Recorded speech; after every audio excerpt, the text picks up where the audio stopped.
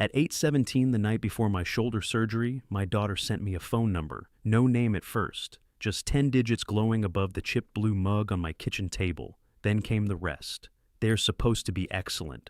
Call tonight, they may be able to send someone tomorrow. Love you. I read it twice while the tea bag bled brown into water I had forgotten to drink. Down the hall, the guest room was ready for Leah. Clean sheets, 2 bath towels instead of 1 because she always wrapped her hair in the second. The expensive herbal tea that tasted like somebody had rinsed a lawnmower in hot water. I'd even replaced the pillow she complained about at Christmas. 5 days, she had promised. Now I had a phone number. I pressed on Leah's name before I could think of a dignified reason not to. She picked up on the 4th ring. Noise rushed behind her. Voices, silverware. A man laughing too close to the phone. Dad, hey, did you get my text? I did.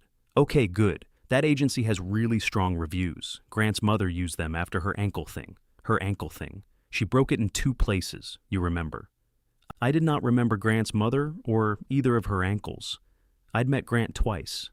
He wore white sneakers without scuffs, and once used the phrase intentional leisure while standing in my garage. Where are you? I asked.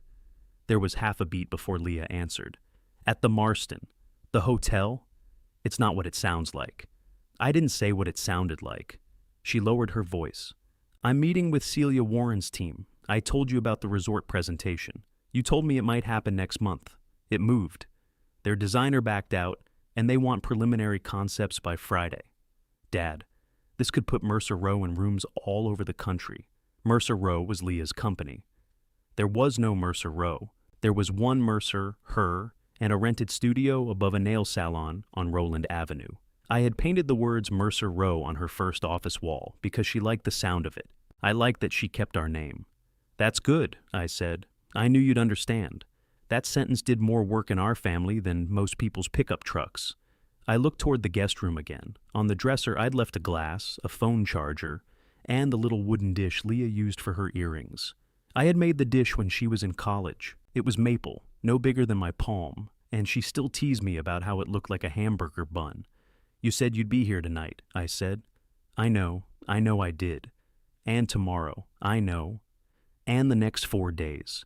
Dad, please don't make me feel worse than I already do. I rubbed my thumb along a nick in the tabletop. It caught the skin. I'm not making you feel anything. This came out of nowhere. I'm trying to keep my company alive. I almost reminded her that her company wasn't dying. It had 3 employees now, real ones, with payroll and matching aprons for installations. But I knew what she meant.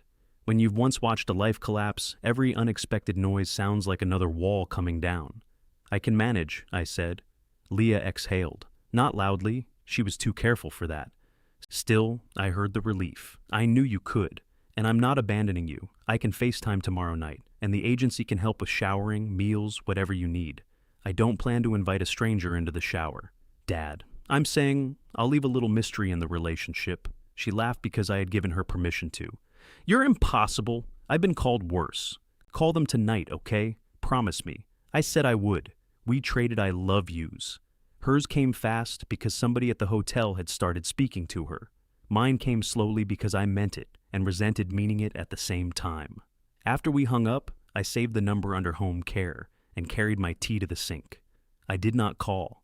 3 weeks earlier, Leah had sat beside me in Dr. Patel's exam room with a yellow legal pad on her knee. She had driven up for the appointment without being asked, arriving 14 minutes late with a coffee for herself and a blueberry muffin for me. You're not supposed to eat before blood work, I told her. The blood work is next week. So, this is a medical muffin. Exactly. Prescribed. She took notes while Dr. Patel explained the repair, the sling, the nerve block, and all the things I would not be doing with my right arm for longer than I cared to imagine. You'll need someone with you the first several days, he said. I'll be there, Leah replied. He was looking at me. She answered anyway. You can't drive, he continued. No lifting, no reaching, no trying to prove anything. Leah wrote that last part in capital letters and underlined it twice. I'm a retired shop teacher, I said. Trying to prove things is all I have left. You have me, she said. It was quick and unperformed. That was the Leah who could still catch me off guard, the woman underneath the schedules and branded folders. She squeezed my good arm and looked at the floor when Dr. Patel described how much help I might need dressing. In the parking lot, she announced that she would come Sunday night, take me in Monday morning, and stay through Friday. "You have work," I said. "I own the company. That usually means more work. It means I can choose where I do it. I'll set up at your dining table. You can ring a little bell when you need soup. If you bring a bell into my house, I'm changing the locks. You won't be able to."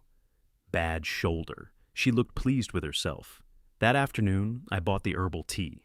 Now it was 4:48 Monday morning, and my alarm was making a sound like a delivery truck backing through the bedroom wall.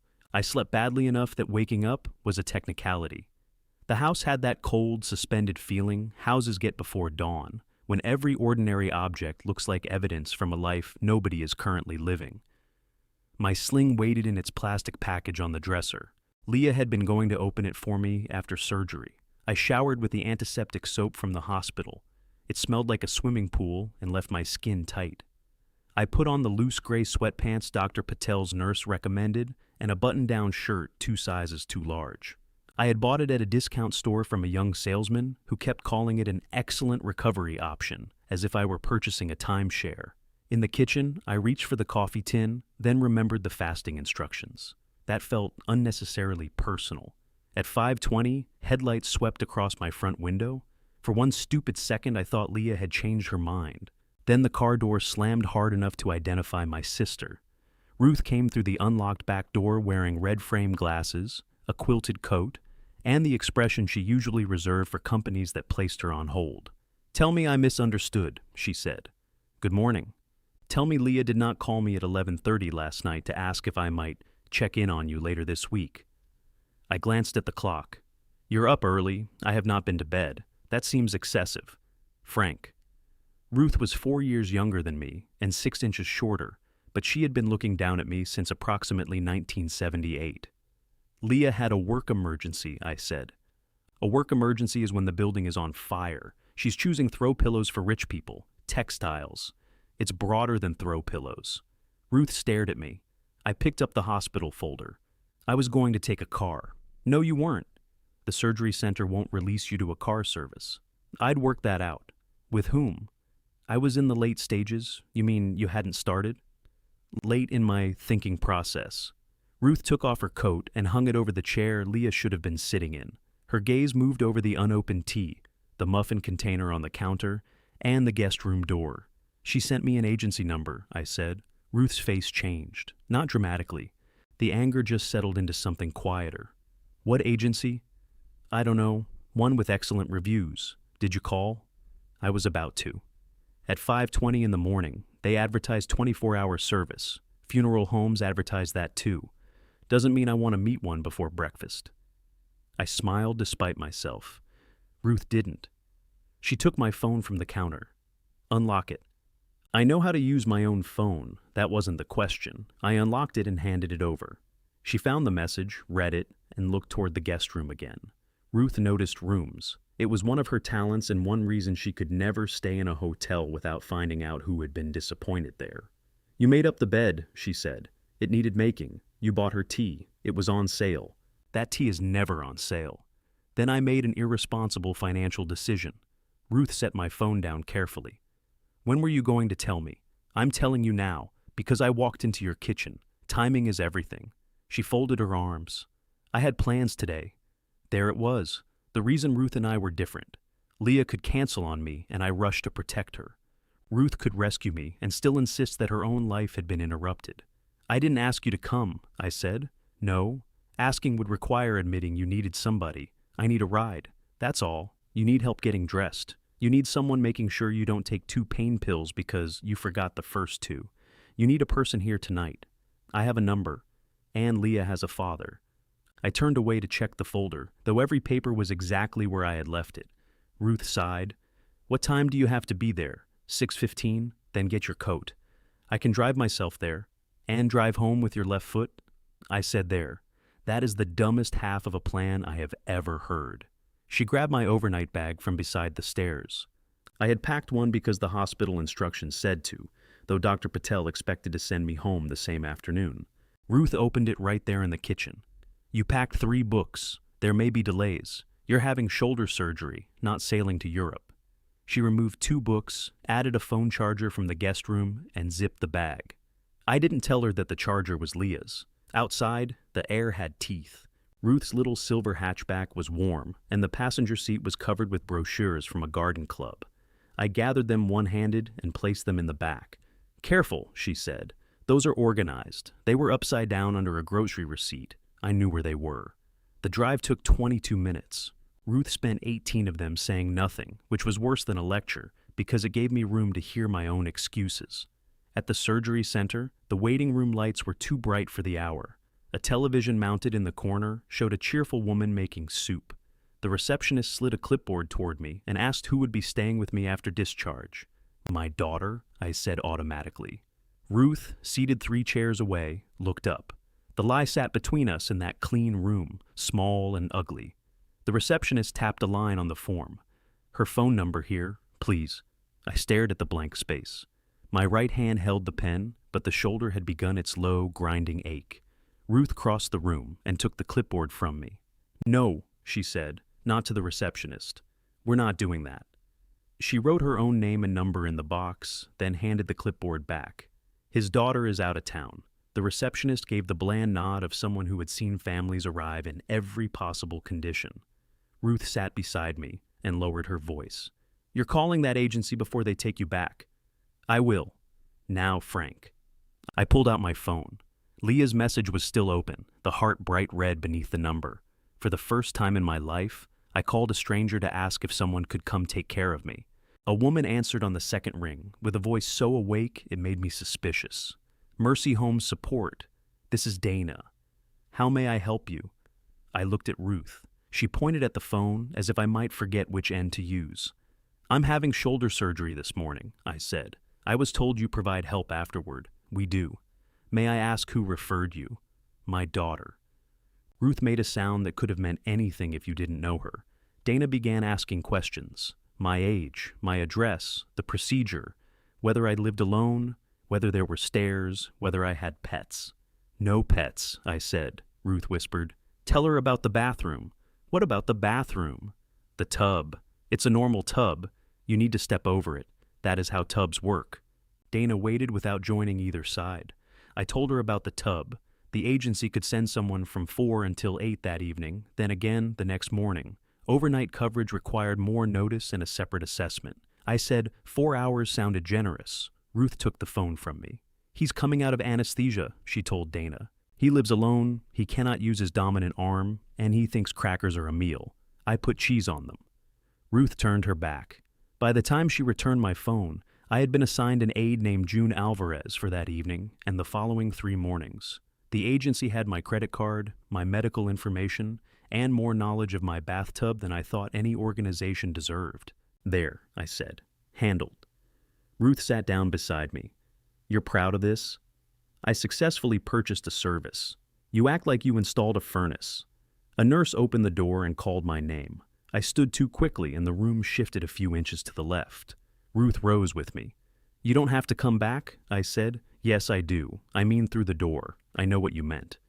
The nurse introduced herself as Paula and fastened an identification band around my wrist. She asked me to confirm my name, birth date, procedure, and which shoulder they were operating on. "The right one," I said. She handed me a marker. "Please write yes on it." I stared at her. "Hospital policy. Do people usually change their minds after check-in? It helps the surgical team." I printed yes on my right shoulder while Ruth watched. "Add an exclamation point," she said. "Show some enthusiasm." Paula smiled. "Family? Sister?" Ruth said. "She's available if you need anyone removed from the building," I said. Paula led me to a curtained bay and gave me a gown, non-slip socks, and a plastic bag for my clothes. The gown opened in the back, a design that seemed less medical than vindictive. When I was changed, Ruth came in and sat by the bed. She had my phone in one hand and my folded shirt in the other. "Leah called," she said. I reached for the phone. "Ruth didn't give it to me. I told her you were checking in." "What else did you tell her? That I was driving you?" "Ruth." "What? Was I supposed to say the limousine came?" I held out my hand. "She felt terrible," Ruth said. "Good. You accomplished something before 7. She said she tried calling you. My phone was with you, and now you know. Give it here." Ruth placed it in my palm. There was a missed call and a voice message. I played it with the volume low, though privacy had already left the building. "Hey, Dad. I know you're probably getting settled. I'm thinking about you. Call me before they take you in, okay?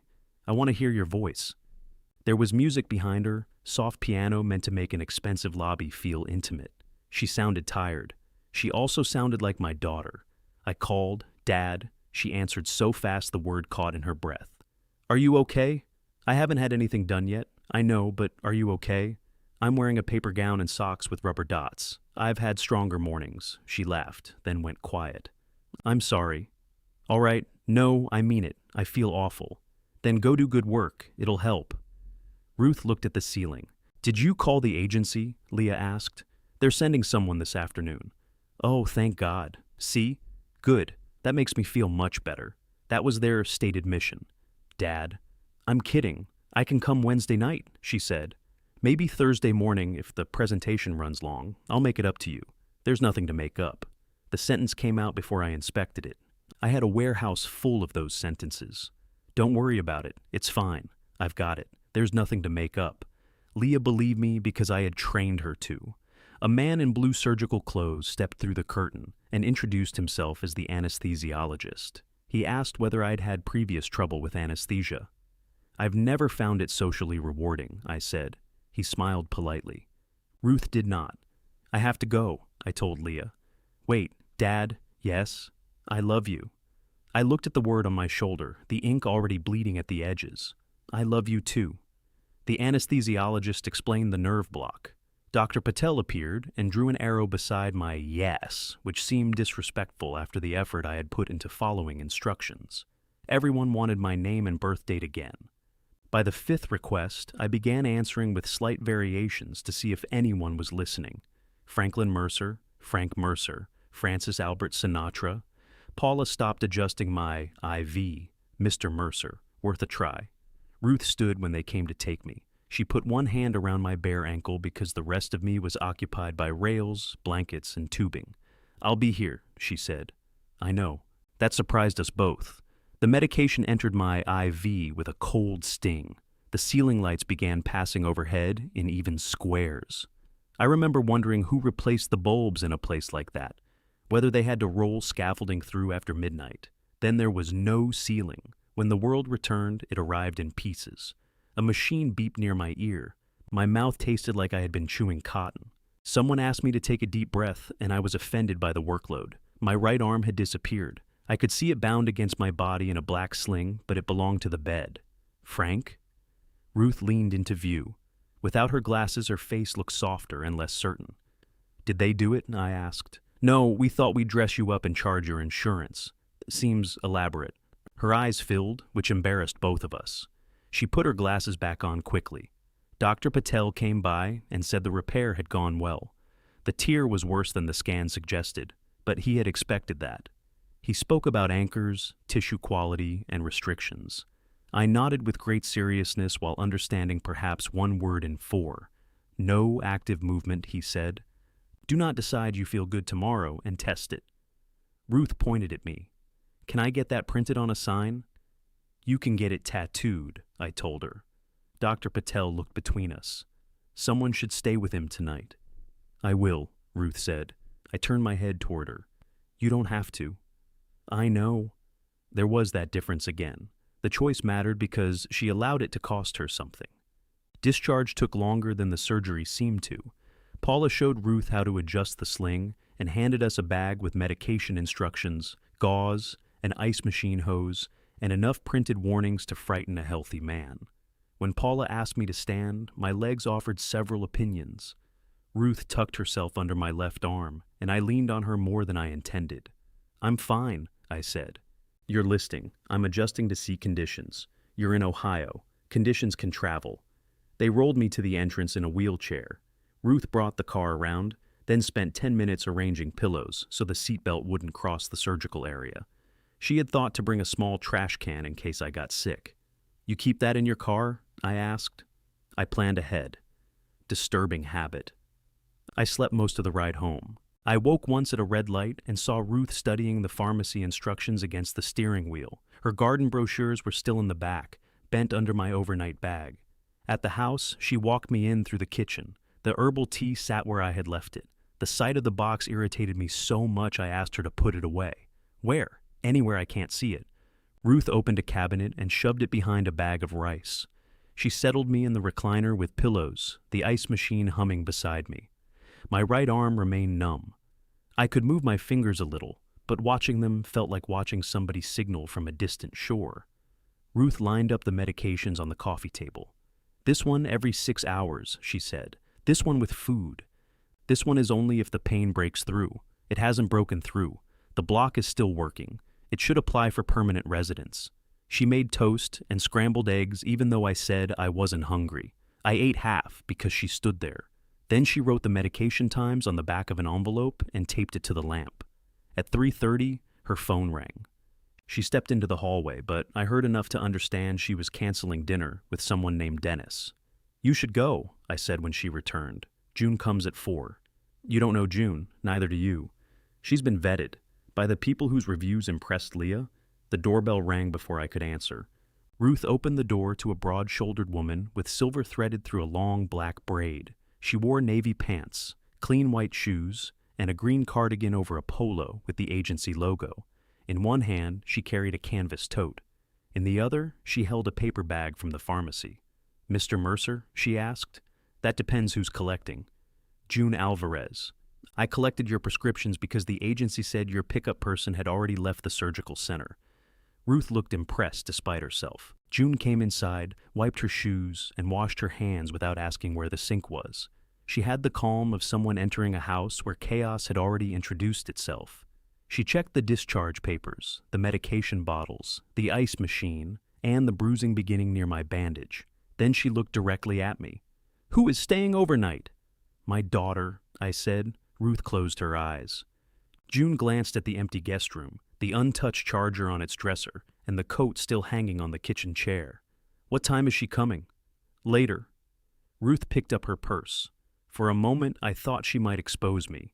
Instead, she squeezed my left shoulder. "I'll call at 9, she said. "Answer." When the door shut, June pulled a chair beside the recliner and opened her intake folder. "All right, Mr. Mercer, let's start again." She clicked her pen. "Who is actually coming tonight?" "Nobody," I said. June wrote something in the folder. I tried to read it upside down. "Is that a medical term? It says no overnight support arranged. That sounds judgmental." "It's a fact. Facts often sound judgmental when we've been avoiding them." She had known me less than 4 minutes. "I'll be asleep," I said. "I won't require an audience. You receive general anesthesia. Your nerve block will wear off sometime tonight. You need help with medication, walking, and the ice machine. If you get dizzy or nauseated, somebody needs to know. I have a phone. Where is it?" I looked toward the kitchen. June looked too. "Temporarily, I have a distant phone." She retrieved it, placed it on the table beside my left hand, and moved the medication bottles farther away. "Why'd you do that?" "So you don't take anything without telling me." "I'm not a thief. I didn't say you were." My own medication. That's how most people come to possess it. She checked my pulse and blood pressure, then asked whether I wanted her to call the agency about overnight coverage. I asked what it cost. She told me. "For that price, I assume someone also paints the living room. They keep you from falling down in it. I've been doing that for free." June capped her pen. "Then call your sister." She had plans. So did your daughter. I stared at her. June didn't flinch, but she did ease back half an inch. "Your sister told me your daughter is away. I'm not asking why. Good. I'm asking who will be here when my shift ends." I picked up the phone and called Ruth. She answered with, "What happened?" "Nothing happened." "Then why are you calling?" "June believes I require overnight supervision." "She's right. I haven't told you what she said." I heard the phrase overnight supervision. Behind Ruth's voice, I heard a turn signal clicking. "Are you driving?" "Yes." "Where?" "To my house." "I need clothes." "You were already planning to stay." "I was planning for the possibility that your common sense had not grown back after surgery." I glanced at June. She was examining the ice machine with enough concentration to pretend she couldn't hear. "I don't need you all night," I said. "Then I'll leave when you stop needing me. You've become very philosophical. I missed dinner with Dennis. I'm hungry. Bring him. No. The speed of that answer interested me, but anesthesia had left too much cotton in my head to investigate. I'll be back by 8:30, she said. Do not send June home early because you suddenly decide you're cured. June held out her hand for the phone. What? I'd like to speak with her. She already agreed. I need to review the instructions with whoever stays. I passed it over. June and Ruth spoke for 7 minutes. Within 2, they had formed an alliance.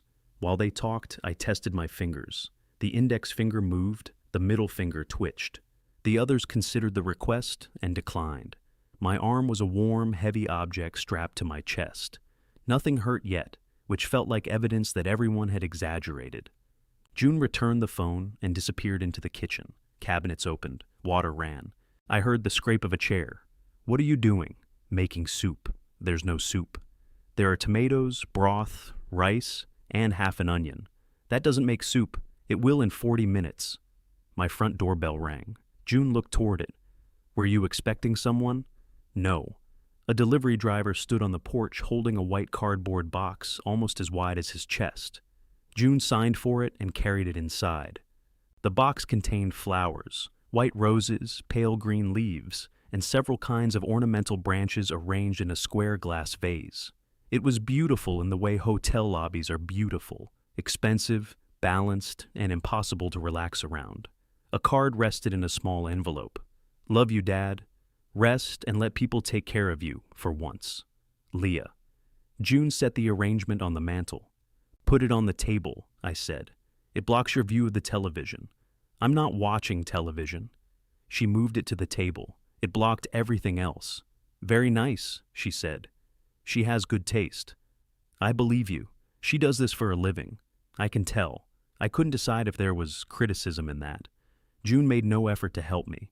At 6:15, the nerve block began to loosen its grip. It started with pins and needles in my thumb, then a deep pressure under the bandage. June gave me the first pain pill with 2 crackers and a warning not to wait until the pain became severe. Dr. Patel said to stay ahead of it, she said. I've always disliked being chased. Then take the pill. I took it. She helped me stand. The room tilted, and my stomach followed. Her hand closed around my left forearm, solid without being gentle. Wait, she said. I'm waiting. You're moving. I'm waiting in a forward direction. Sit. I sat. She waited until the color returned to my face, then walked me to the bathroom. Outside the door, she asked whether I wanted privacy or assistance. Those are the only choices? For now. Privacy. I shut the door with my left hand. It took longer than I cared to document. Sweat gathered under the sling. The simplest parts of being a person had become engineering problems. The drawstring on my sweatpants might as well have been a ship's knot. Mr. Mercer? June called. I'm alive. Do you need help? No. Another minute passed. Mr. Mercer, possibly with the knot. She came in without expression, fixed the problem, and stepped back out. That was the first kind thing she did for me. She didn't make kindness visible. When I returned to the recliner, my phone showed 2 messages from Leah. The first was a photograph of a long conference table covered in fabric books, stone samples, and brass handles. Grant stood at the far end with his sleeves rolled up. He was smiling at someone outside the frame. The second said, "Going well." How are you feeling? I typed fine with my left thumb. It took 3 attempts. June brought the soup. It was good, which annoyed me. Need salt? I said. She placed the salt shaker in my left hand. We ate at the coffee table, June in the straight-back chair and me in the recliner. She had brought her own sandwich wrapped in wax paper. I asked how long she had worked for the agency. 7 years. Before that, rehabilitation center. Before that, my mother. She was ill. She was stubborn. Medical diagnosis. Family diagnosis. I laughed and immediately regretted it because my shoulder joined in. June pointed her spoon at me. That's the medication telling you you're funnier than you are. People have said that without medication. Were they being paid? I liked her more than I intended. At 7, Leah called on video. I considered letting it ring. Then the image of her waiting in some polished hotel room got to me. I answered. Her face filled the screen too close. 1 eye and half a forehead. Dad, can you see me? Unfortunately. She pulled back. Her hair was pinned up, and she wore the dark green blouse she saved for meetings, where she wanted to appear calm. I had seen her wear it to negotiate the lease on Mercer Rose Studio. "How did it go?" she asked. "They removed the wrong arm, but I'm adapting." She frowned. "It went fine." "Let me see you. I'm here. Your shoulder." I angled the phone badly. She got a view of the ceiling, my chin, and part of the sling. "Oh, Dad." The words slipped out of her. Her eyes changed. For a moment, I wanted to tell her everything. The dizziness, the bathroom, the way my hand did not feel like mine. Instead, I straightened the phone. It looks worse than it is. A figure moved behind her. Grant leaned into view and lifted a hand. "Frank. Good to see you upright. Good to be approximately upright. Glad they got you sorted. Those agencies are a lifesaver." Leah glanced at him. "Can you give me a second?" "Of course." He disappeared. I had the unfair thought that he looked rested. "Who's there with you?" Leah asked. "The woman from the agency. Is she good?" "Very." June was in the kitchen washing the saucepan. I could hear her deliberately not listening. "And tonight?" Leah asked. "Ruth is coming?" Leah's mouth tightened. "You called Aunt Ruth?" "She called me. I told her I couldn't be there. You told her to check on me." "That's not how I said it. I wasn't there. I just didn't want you alone. You sent a professional. And I'm glad I did." "You sound strange." "That would be the legally prescribed narcotics." She looked past the phone as someone in her room spoke. "I have to go downstairs in 10 minutes, she said, "but I can call again after. It'll be late. I'll call anyway." "Finish what you're doing. Why do you keep saying that?" "Saying what? Things that sound generous when you're angry. That landed closer than I liked." "I'm tired, Leah." She looked at me for another second. "Did you get the flowers? They're large enough to have voting rights. I wanted you to have something there. I have them. I love you. I love you too." She hesitated before ending the call, as if she wanted me to stop her. I didn't. June returned and set a glass of water beside me. "Your daughter?" she asked. "Yes." "She checks daily?" "She will." June opened her folder. "She lives nearby?" "Not exactly." "How far?" 9 hours when roads are good." Her pen paused. "So your sister is the emergency contact. My daughter is. Your sister is the one physically available. Leah's still my daughter." June looked at me over the top of her glasses. I didn't ask who she was. At 8:25, Ruth let herself in, carrying a canvas overnight bag and a foil-covered dish. She had changed into soft pants and a sweatshirt that said Lake Erie, unsalted. The sight of her made me more relieved than I wanted anyone to know. June reviewed the medication schedule, demonstrated the sling straps, and made Ruth repeat the signs that required a call to the surgeon. Ruth listened like there would be an examination. At 8, the pain had been pressure. By 9, it had teeth. June left after making me promise not to stand alone. Ruth locked the door behind her, then came back and pulled the straight-back chair close to the recliner. "You can sleep in the guest room," I said. "I'm sleeping here. That chair doesn't recline. Neither do you." I closed my eyes. The pain pill softened the edges, but not the center. Somewhere in the house, the refrigerator clicked on. Ruth turned pages in one of the books she had removed from my overnight bag. She had gone back and retrieved it from the car. At 10:40, my phone lit up on the table. Leah. "Still awake?" I looked at the message until the screen dimmed. Ruth reached over and placed the phone in my left hand. "Answer her," she said. "I'm tired. You can be tired and honest at the same time." I typed, "Pain's getting worse. Ruth is here." 3 dots appeared immediately, then vanished, then appeared again. I waited. A minute later, Leah sent, "I'm so sorry. I wish I could be in 2 places. I read it twice." Then another message arrived. "Do you remember where you put the measurements for the walnut table? I may need to send them to the stone supplier tomorrow." Ruth was watching my face. I turned the phone over without answering. "Was that Leah?" Ruth asked. "Yes." "What did she say?" "She wishes she could be in 2 places." Ruth waited. "And?" That was it.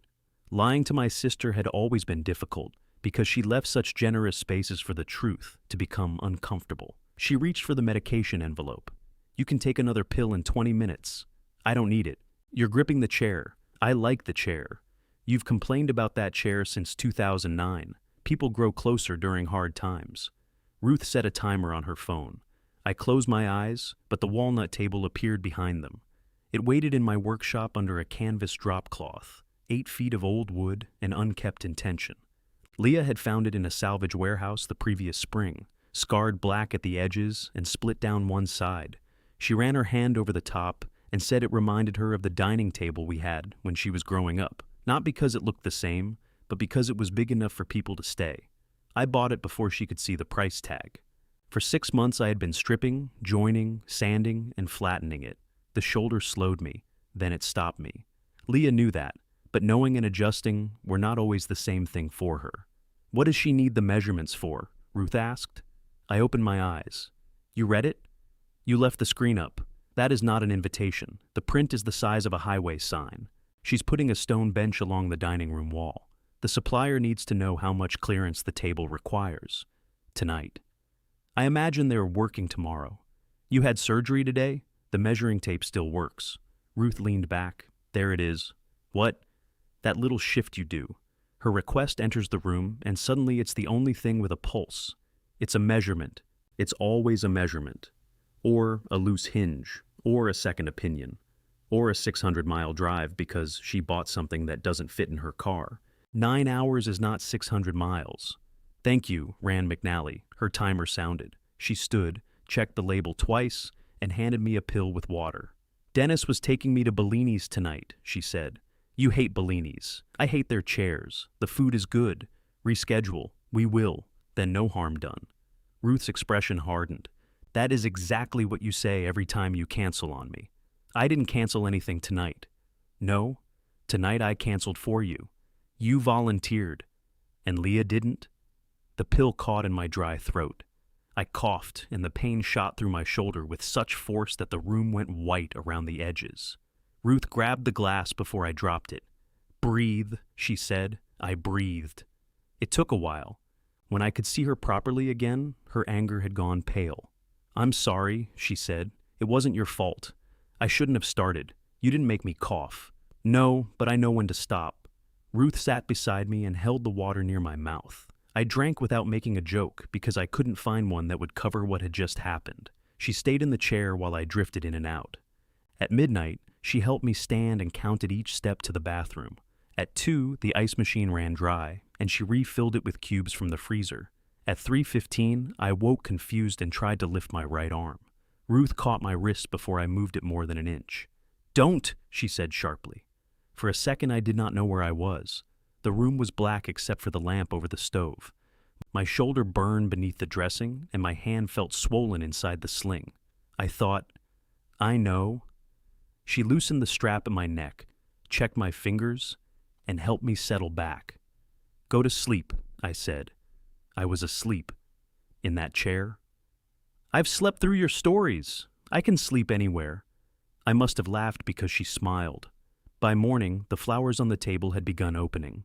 White roses crowded the vase, perfect and faintly scented. Ruth moved them to make space for oatmeal. "Leah paid too much for those," she said. "You don't know what she paid. I can estimate.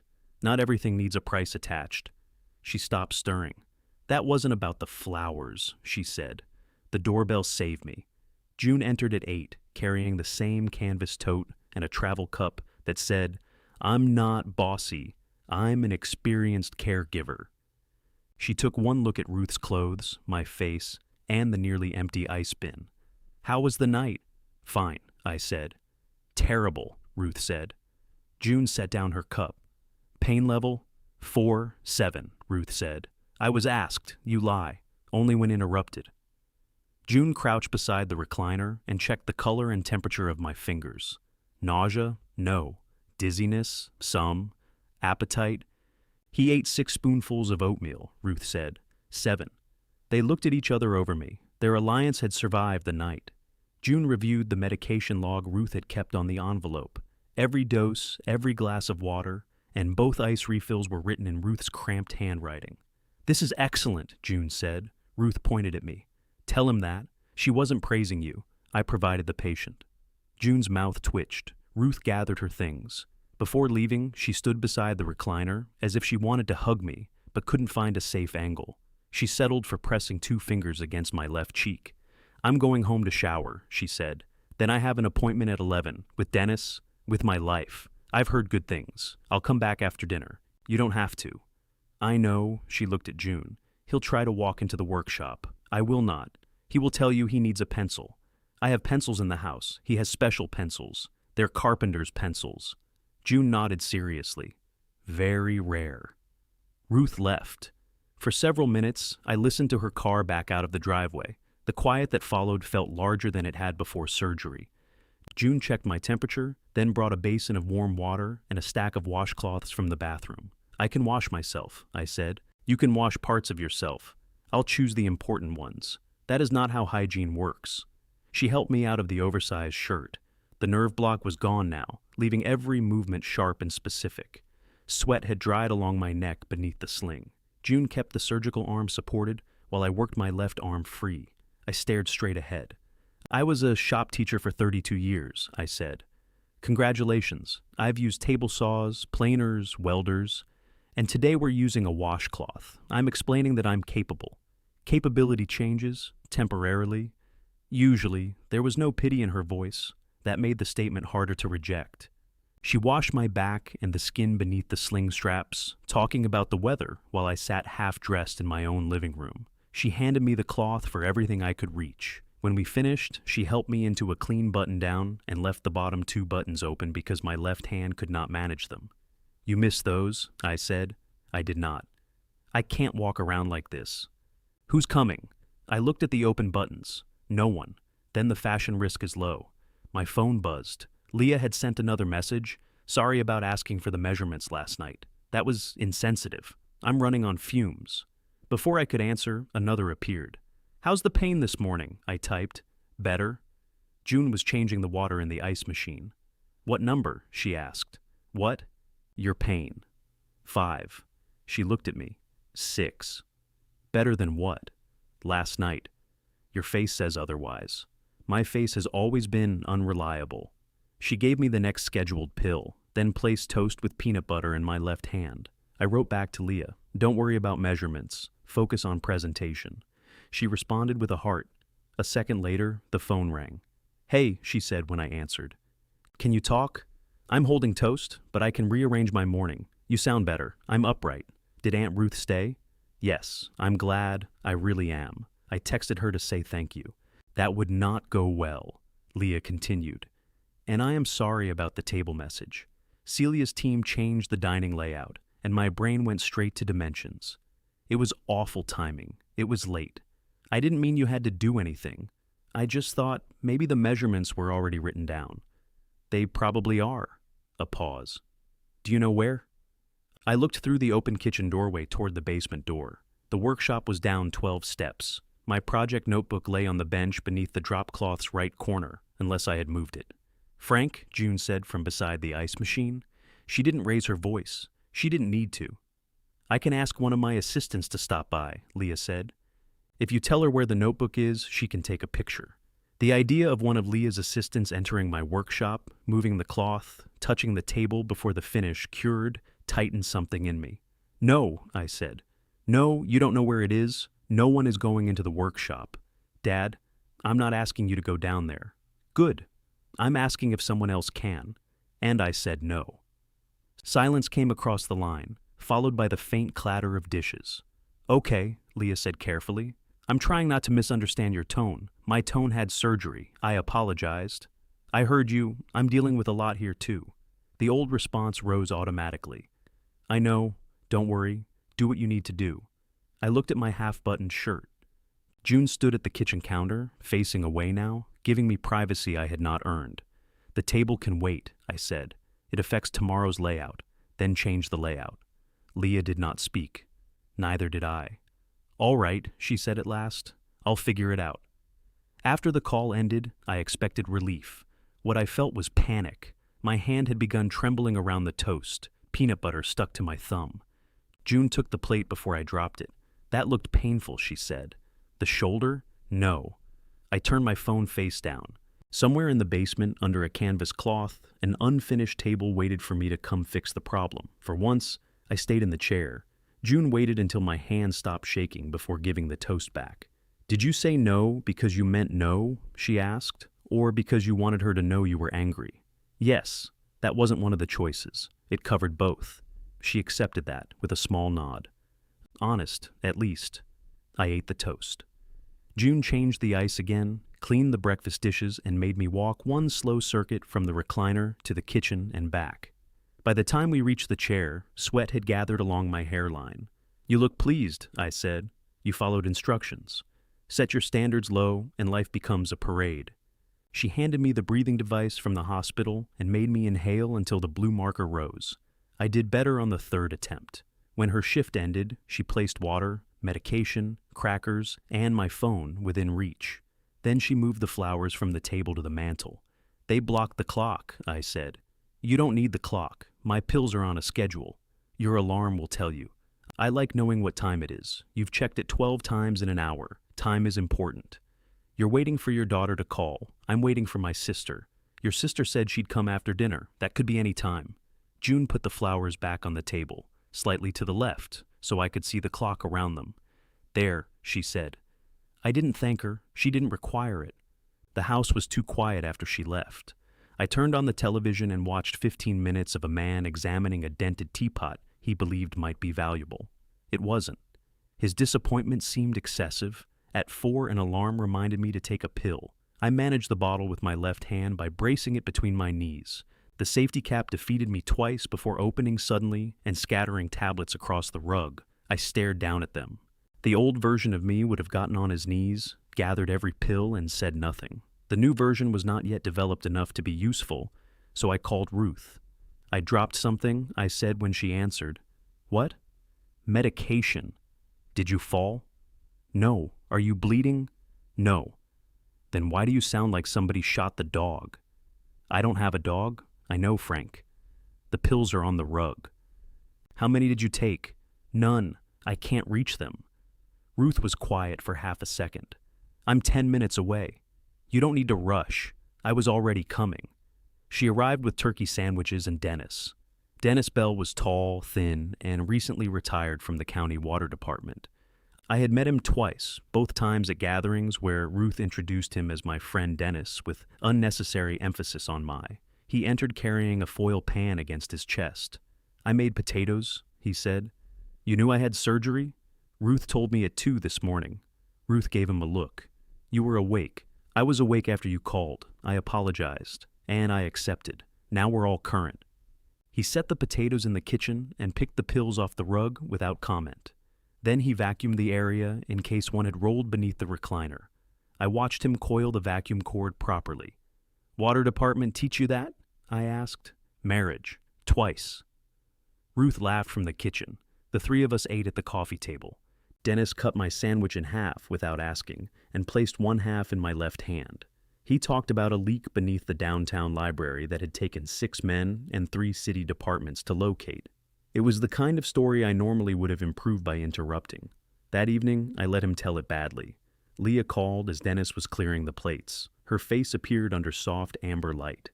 Behind her, people carried sample boards out of a conference room. "We got it," she said. "The contract? They want the full resort package. Guest rooms, common areas, all of it." Her smile was not polished. It was enormous and slightly disbelieving. I had not seen that version of her in a long time. "That's terrific, Leah. I thought I ruined it this morning." Celia hated the first dining setup, and then I remembered what you said. "What did I say?" "Change the layout." I smiled. "I've been known to produce wisdom under anesthesia." She laughed, then covered her mouth. Her eyes shone. "I wish you were here," she said. The words hurt because she meant them. "I'm glad you got it. I'm coming Thursday morning. There's a reception tomorrow night, but I can leave right after. You'll be exhausted. I'll sleep when I get there. You have the full package to organize." "Dad, stop." "What?" Giving me exits. I glanced toward the kitchen. Ruth stood at the sink with her back to me. Dennis dried dishes beside her. "All right," I said. "Come Thursday. I will." I believed her. That night, Ruth stayed again. Dennis went home after making her promise to call him if she needed anything. I said he seemed decent. He is decent. That disappoints you? It makes things complicated. How?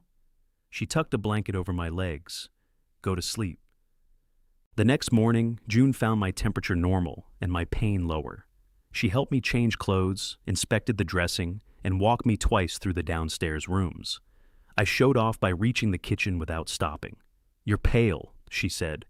"I'm naturally refined. You're sweating. Refinement is strenuous." She made me sit. Before leaving, she pointed at the thermometer on the table. "Check at noon and 4. I haven't had a fever. Check anyway." At noon, the thermometer read 99.2. That barely qualified as a number. I drank water and watched another television expert disappoint another hopeful stranger. By 3, I couldn't get warm. I pulled the blanket to my chin, then added the one Ruth had folded over the sofa. The house was 72 degrees, my teeth still knocked together. The thermometer read 100.6. I considered calling Dr. Patel's office. Then I pictured the questions, the possible trip back, Ruth abandoning whatever she was doing, Leah canceling her reception and driving through the night. I took 2 acetaminophen and decided to wait. At 6, Ruth called. "How are you?" "Improving." That wasn't an answer. "I'm tired. Temperature? Fine. Number? 99 something. It had been 99 something earlier. I did not specify when. She told me Dennis had invited her to a concert Friday, then pretended she had not mentioned it, so I would ask. I asked. She complained about the venue's parking for 5 minutes. Her voice warmed as she complained. When we hung up, I found a message from Leah. Reception started. Wish me luck. Leaving first thing tomorrow. She had included a photograph.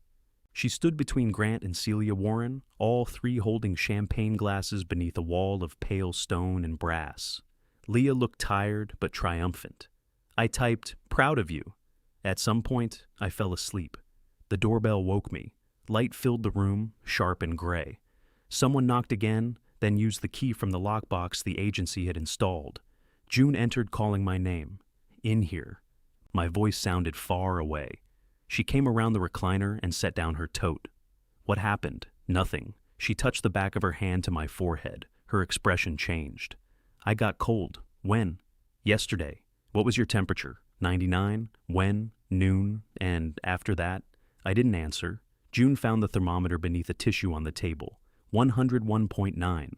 She called Dr. Patel's office before I finished objecting. The nurse asked about chills, pain, drainage, breathing, and medication. June answered what she knew, then handed me the phone for the rest. The nurse told us to come in immediately. "I have an appointment next week," I said. "You have one in 45 minutes now." June helped me into my coat without putting the surgical arm through the sleeve. She called the agency, received permission to transport me, and pulled her car to the front walk. I moved through the cold like an old photograph of myself. At the surgical center, Dr. Patel removed the dressing. The incision was red around one edge. He ordered blood work and imaging, then sent me across the connected walkway to outpatient observation for IV antibiotics, while they determined whether the redness was superficial or something deeper. June stayed. "You can go," I told her. My supervisor extended the visit. "I didn't ask for that." "No, apparently nobody waits for you to ask." A nurse connected a clear bag to the line in my left arm. June sat beside the bed, filling out agency notes.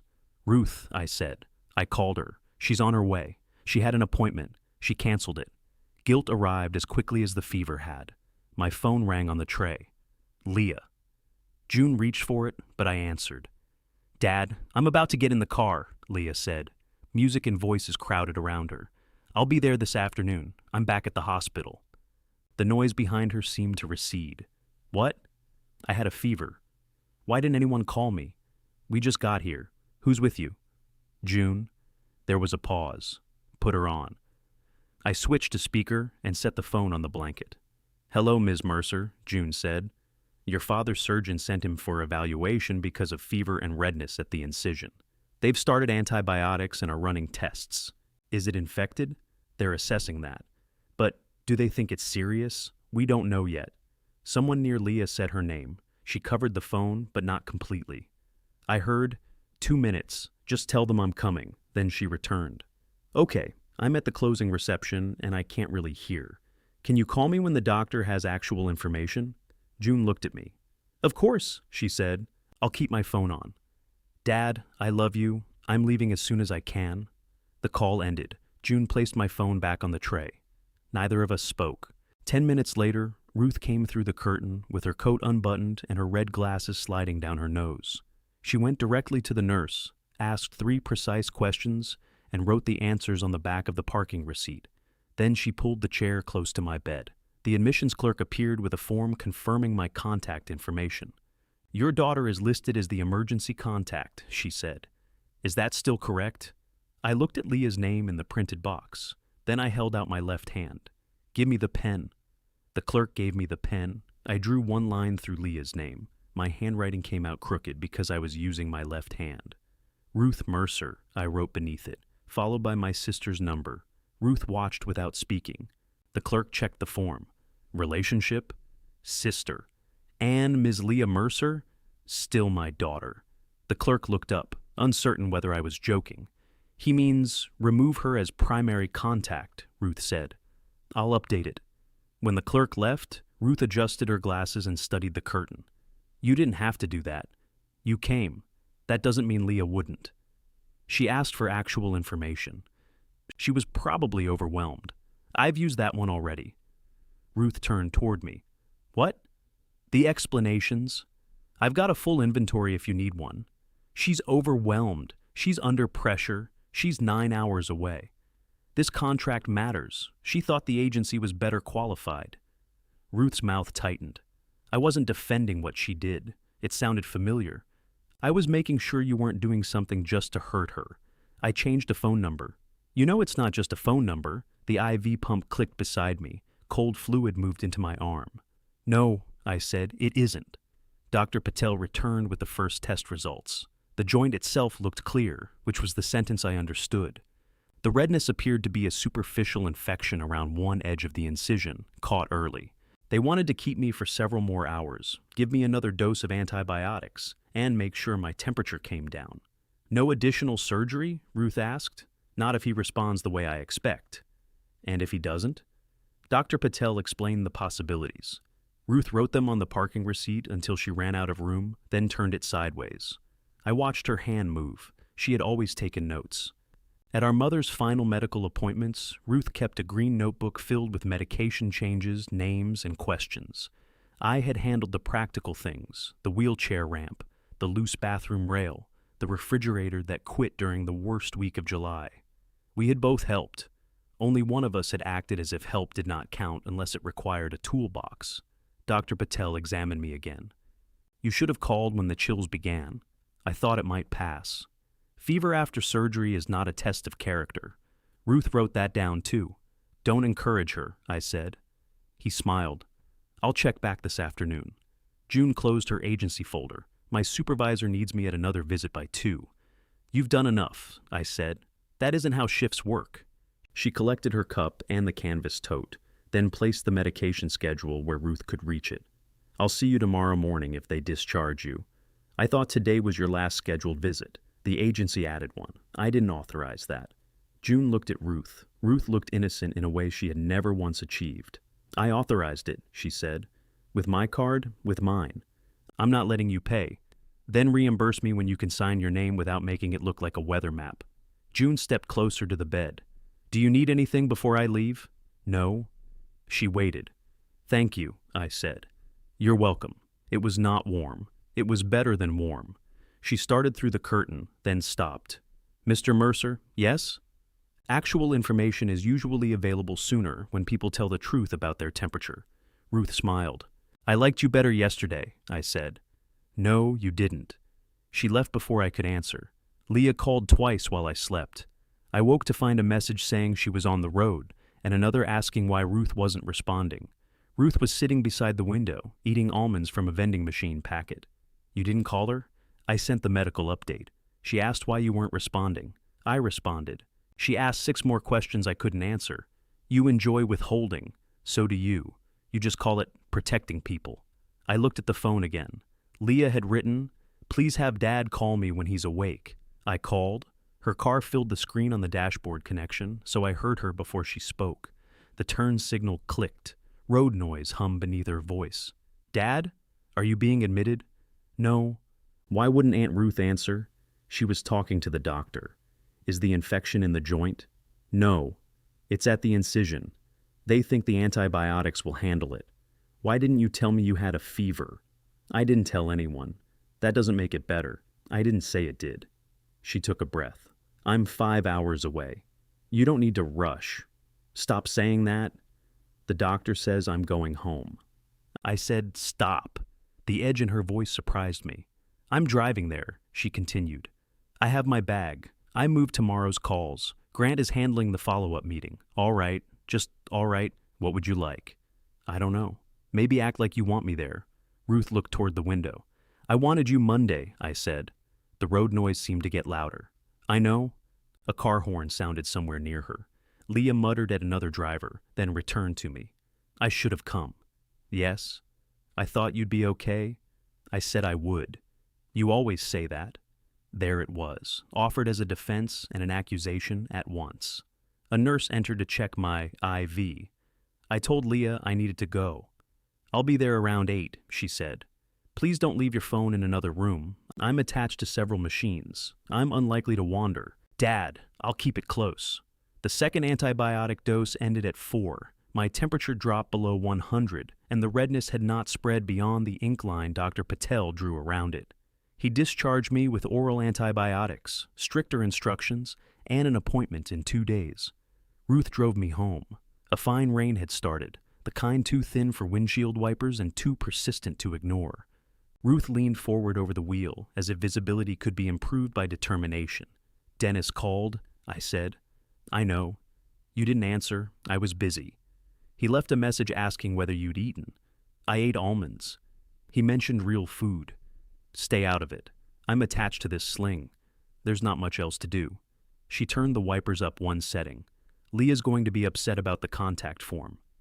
How would she know? She'll see the discharge papers. Why would she read them? Ruth gave me a look. Right, I said. At the house, the white flowers had opened even farther. A few petals had bruised brown at the edges. Ruth wanted to throw away the soup, wipe every kitchen surface, and remake the guest bed, even though no one had slept in it. It's clean, I said. It smells closed up. It's been closed for 4 days. Exactly. She opened the window 2 inches despite the rain. I sat in the recliner while she heated the potatoes Dennis had made. The fever had left me weak in a new way, hollow rather than sleepy. Every object on the coffee table seemed slightly too far from my hand. Ruth placed the discharge packet beside the lamp. You changed the contact because she wasn't here, she said. Now she's coming. I'm aware. Are you going to change it back? No. She nodded once. At 7:45, headlights moved across the front window. Leah came through the door with rain on her hair, dragging a small rolling suitcase and carrying 2 grocery bags. She dropped everything in the entryway when she saw me. Oh, Dad. She crossed the room quickly, then stopped because she didn't know where she could touch me. Left side, I said. She bent and wrapped one arm around my neck. Her cheek was cold.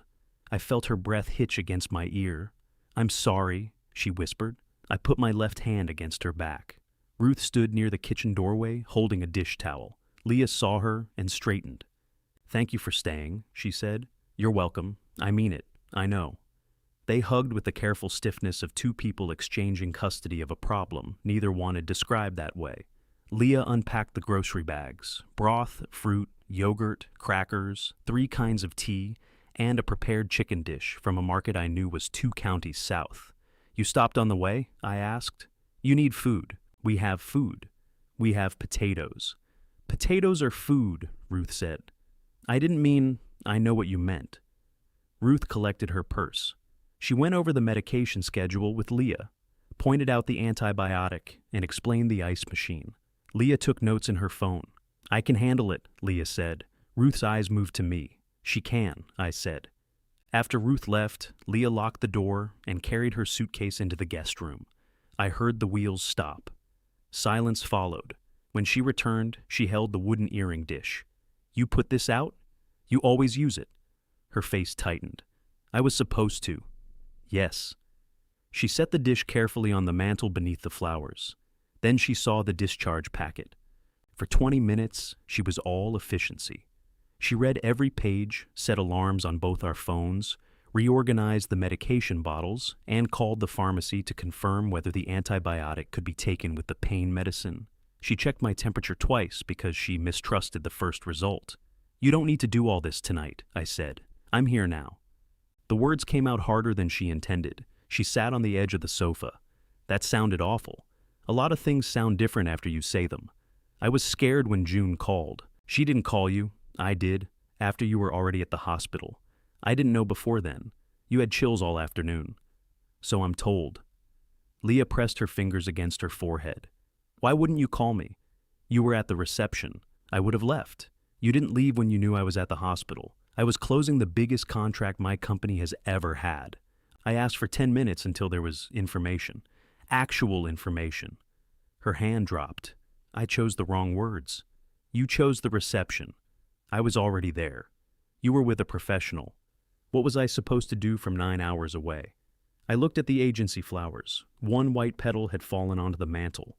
You were supposed to be here before any of it happened. Leah stood. I know that.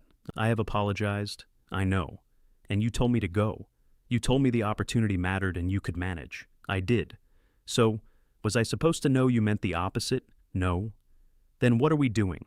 I did not have an answer that left either of us clean. She picked up the discharge papers, perhaps just to have something in her hands.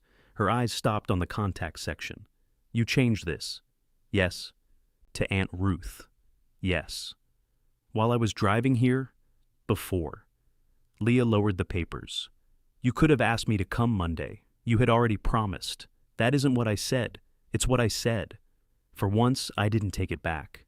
I didn't soften it, or tell her I understood, or offer her another exit. Leah stood in the middle of my living room, holding the papers with both hands. I let the silence belong to her. Leah put the papers down. You want me to say I failed some test? She said. I didn't set a test. You changed your emergency contact and left the papers where I'd find them. Ruth left them there, but you changed it. You were 9 hours away. I'm here now. Yes, you keep saying that like it arrived too late to count. I shifted in the recliner and pain pulled beneath the bandage. Leah saw it. Her anger disappeared so quickly it almost made me angry again. Do you need the pill? Not yet. The schedule says 8. It's 7:30. You're hurting. I can wait. She picked up the bottle. Put it down, I said. Leah froze. I'm trying to help. I know. Put it down. She returned it to the table. You let a stranger manage your medication. She was hired to. And I'm your daughter. That didn't seem relevant when you sent her number. There are sentences you can watch strike another person. Leah's shoulders drew in, and her eyes moved toward the flowers, as if they had betrayed her by remaining visible. That was cruel, she said. It was. Do you feel better? No. She sat down again. Neither of us apologized. At 8, she handed me the antibiotic without touching the bottle of pain medication. At 8:10, I asked for the other pill. She placed it in my palm with a glass of water. Thank you, I said. You're welcome. We sounded like two people concluding business at a bank. The night was worse with Leah there, not physically.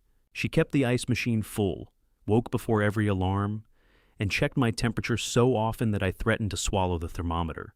But each thing she did carried the weight of everything she had not done. When she adjusted the sling, she searched my face for approval. When she brought water, she waited for gratitude. I hated her for needing reassurance, then hated myself because I understood why. Around midnight, I heard her speaking in the guest room. The door was partly open. Grant's voice came through the phone, tinny and low. I'm not leaving tomorrow, Leah said. No, move the vendor call. Have Amaya send the revised boards directly to Celia. A pause. I know what the contract needs. Another pause. He had an infection, Grant. Her voice cracked on the last word. I closed my eyes before she came out. She stood beside the recliner in one of my old flannel shirts. I had given it to her years ago, after she spilled red wine on her blouse at Thanksgiving. The sleeves were rolled to her elbows. Were you sleeping? She asked. Nearly. Do you need anything? No. She looked at the straight-back chair. You can sit if you want. She sat. For a while, we listened to the ice machine. Hum. Do you remember after Mom moved out, Leah said, when you put labels on all the kitchen cabinets? You kept asking where things went. I had lived in that house my whole life. You had not opened a cabinet your whole life. She smiled. You labeled the refrigerator. That was humor. It said, refrigerator. I was working with the tools available. The smile faded. You were good at making things normal, she said. I was good at labels. You never acted like anything scared you. That was not the same as being unafraid. How was I supposed to know? The question sat between us longer than it should have. You weren't, I said. Leah pulled her feet onto the chair and wrapped her arms around her knees. When I called you after Evan left, I thought you'd stay a week. Evan's name still altered the air. Not because I missed him. I missed who Leah had been before she learned that a person could build an exit while eating breakfast across from you. You couldn't get out of bed, I said, for 3 days. You weren't eating. I was eating. Coffee is not food. You stayed 11 weeks. You needed help. I needed help. I didn't need you to take over my client list, repair the apartment, and reorganize the storage unit. The storage unit was dangerous. It was messy. A shelving system had collapsed, one shelf. It was headed toward the others. She gave me a tired look. You see what I mean? No. You make yourself necessary. Then you act like everybody forced you into it. The pain pill had begun warming my thoughts around the edges, but that sentence remained sharp. I tore this shoulder carrying your sideboard. I told you to wait for the movers. The movers were 3 hours late. So you and Evan's brother tried to do it yourselves. It needed to be out of the house. You needed to be the one who got it out. I stared at the black sling. You called me, I said. I did. I needed my father. Sometimes what I got was a rescue crew that wouldn't go home. The ice machine clicked off. The silence seemed to expand in its place. Did you want me to leave? I asked. Sometimes. That hurt more than I expected. Leah saw it and unfolded herself. Not because I didn't love you, because every time I made one decision, you quietly made 3 behind it. You canceled things. You spent money you wouldn't let me repay. You hurt yourself. Then you said it was nothing, so I was never allowed to be guilty until now, when apparently I was supposed to understand it was everything. I never asked for repayment. That doesn't mean there wasn't a bill. I looked toward the dark kitchen. The flowers were only shapes now, pale against the mantel. I liked being useful, I said. Leah leaned back. The admission felt smaller than it should have, after all the work I had done to avoid it. I liked being the answer, I continued. When you called, I knew where to go. I knew what to do. Then I came home, and nobody needed a sideboard moved at 2 a.m. You could have told me you were lonely. I'm telling you now. 3 years late. Yes. She rubbed her eyes with both palms. I wanted to release her. The words lined up automatically. Don't worry about it. Get some sleep. We're both tired. Instead, I said, none of that makes breaking your promise all right. I know, and me telling you to go doesn't make it all your fault. I know that too. Good. It doesn't feel good. No? She stood, bent over carefully, and kissed the top of my head. Wake me if you need anything. I will. Will you? I'll try. That was the most honest promise I could manage. June arrived the next morning to find Leah at the dining table with her laptop open, her hair twisted into a knot, and 4 sample books arranged around my pill bottles. You must be June, Leah said, getting up. And you're the daughter. There was nothing hostile in June's tone. Leah heard it anyway. I'm Leah. Thank you for taking care of my dad. You're welcome. I can take over from here. I know the agency added today, but I'll make sure you're paid for the scheduled time. June removed her cardigan and washed her hands. Mr. Mercer is still my client until noon. I understand. I'm just saying you don't have to, Leah, I said. She stopped. Let her work. Leah closed her laptop with more force than necessary. Fine. June checked my temperature. 99.4. She inspected the incision and marked the edge of the redness with a fresh line. Any chills overnight? No. Pain? 5. Leah looked at me. You told me 3. That was at 4 a.m. It was 5 then. You were asleep. I was sitting beside you. I assumed your eyes were resting. June recorded the number. Leah folded her arms. He does that? Does what? June asked. Lies so people won't help, then notices exactly who didn't help. I turned toward her. We had this conversation. No, we had half of it. You fell asleep. Medication. Convenient. June closed the thermometer case. I can come back later. No, Leah and I said together. June looked from one of us to the other. She should stay, Leah said. Apparently he tells her the truth. I don't, I said. She checks. That silenced both of us. June helped me wash and change while Leah worked in the guest room. The lower buttons defeated my left hand again. This time, June guided my fingers instead of doing them herself. "Pinch the fabric, not the button," she said. "I know how buttons work. Your left hand doesn't." By the fourth attempt, the button slipped through. "See," she said, "I've peeked early." When we returned to the living room, Leah was on a call. The guest room door was closed, but her professional voice carried through it, low, measured, certain. She was explaining why Celia's preferred limestone would delay the schedule, and offering 3 alternatives before anyone could object. I listened longer than I meant to. "She's good," I said. June adjusted the ice pad. "I'm sure she is. You don't like her? I don't know her." "You have an opinion. I have several. They aren't the same thing." "What does that mean?" "It means people can fail you and still love you. Makes the paperwork messy." She checked her watch and packed her tote. Before leaving, she handed Leah the updated medication sheet. Leah took it without trying to dismiss her again. "His temperature is down," June said. "Call the surgeon if it reaches 100.4, if the redness crosses the line, or if the drainage changes." "I will. And he needs to walk every 2 hours while awake." "I know." June waited. "I'll make sure," Leah corrected. After the door closed, Leah stood holding the sheet. "She hates me," she said. "She doesn't know you. That isn't an answer. It's the one she gave me." Leah set an alarm for my walk.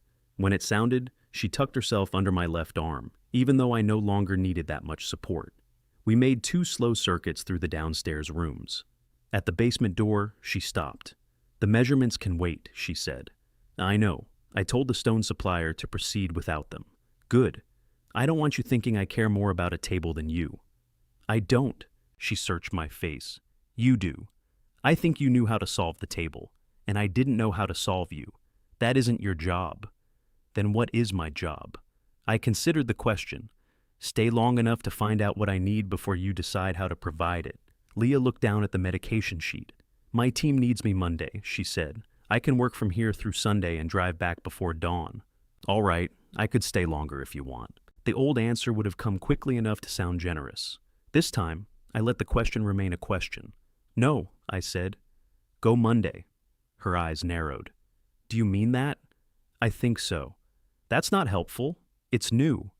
She laughed once, but there was no humor in it. "I don't know when you mean what you say anymore." I looked at her beside the basement door, both of us close enough to touch and uncertain whether we were allowed. "Neither do I," I said. "But I'm trying to learn." Leah stayed until Sunday night. She worked at my dining table during the day and slept badly in the guest room. Every morning, she put the wooden earring dish back on the dresser. Every afternoon, I found it somewhere else. The kitchen beside her phone, the bathroom counter, once on the arm of the sofa, holding 3 antibiotic tablets she had counted in advance. We did not solve anything. We got better at moving around the unsolved parts. She learned not to ask my pain level while looking at her email. I learned to say 6 when I meant 6. She helped me shower with a plastic cover taped over the dressing, and when the cover leaked, she swore so creatively that I forgot to be embarrassed. We watched an old detective movie and argued over the murderer. She was right, which made the ending unsatisfying. Grant called often. He never complained about her absence, but his careful questions about schedules and suppliers made the cost of it clear. Once, after Leah went into the kitchen, I heard him ask, "Does Frank need you there, or do you need to be there?" She shut the door before answering. On Sunday, she packed the green blouse in tissue paper and carried her suitcase to the entryway. She had arranged my medications for the next 4 days, labeled leftovers, and placed a yellow sticky note on the refrigerator that said, "Eat something that requires a fork." "June's coming at 8, she said. "I remember.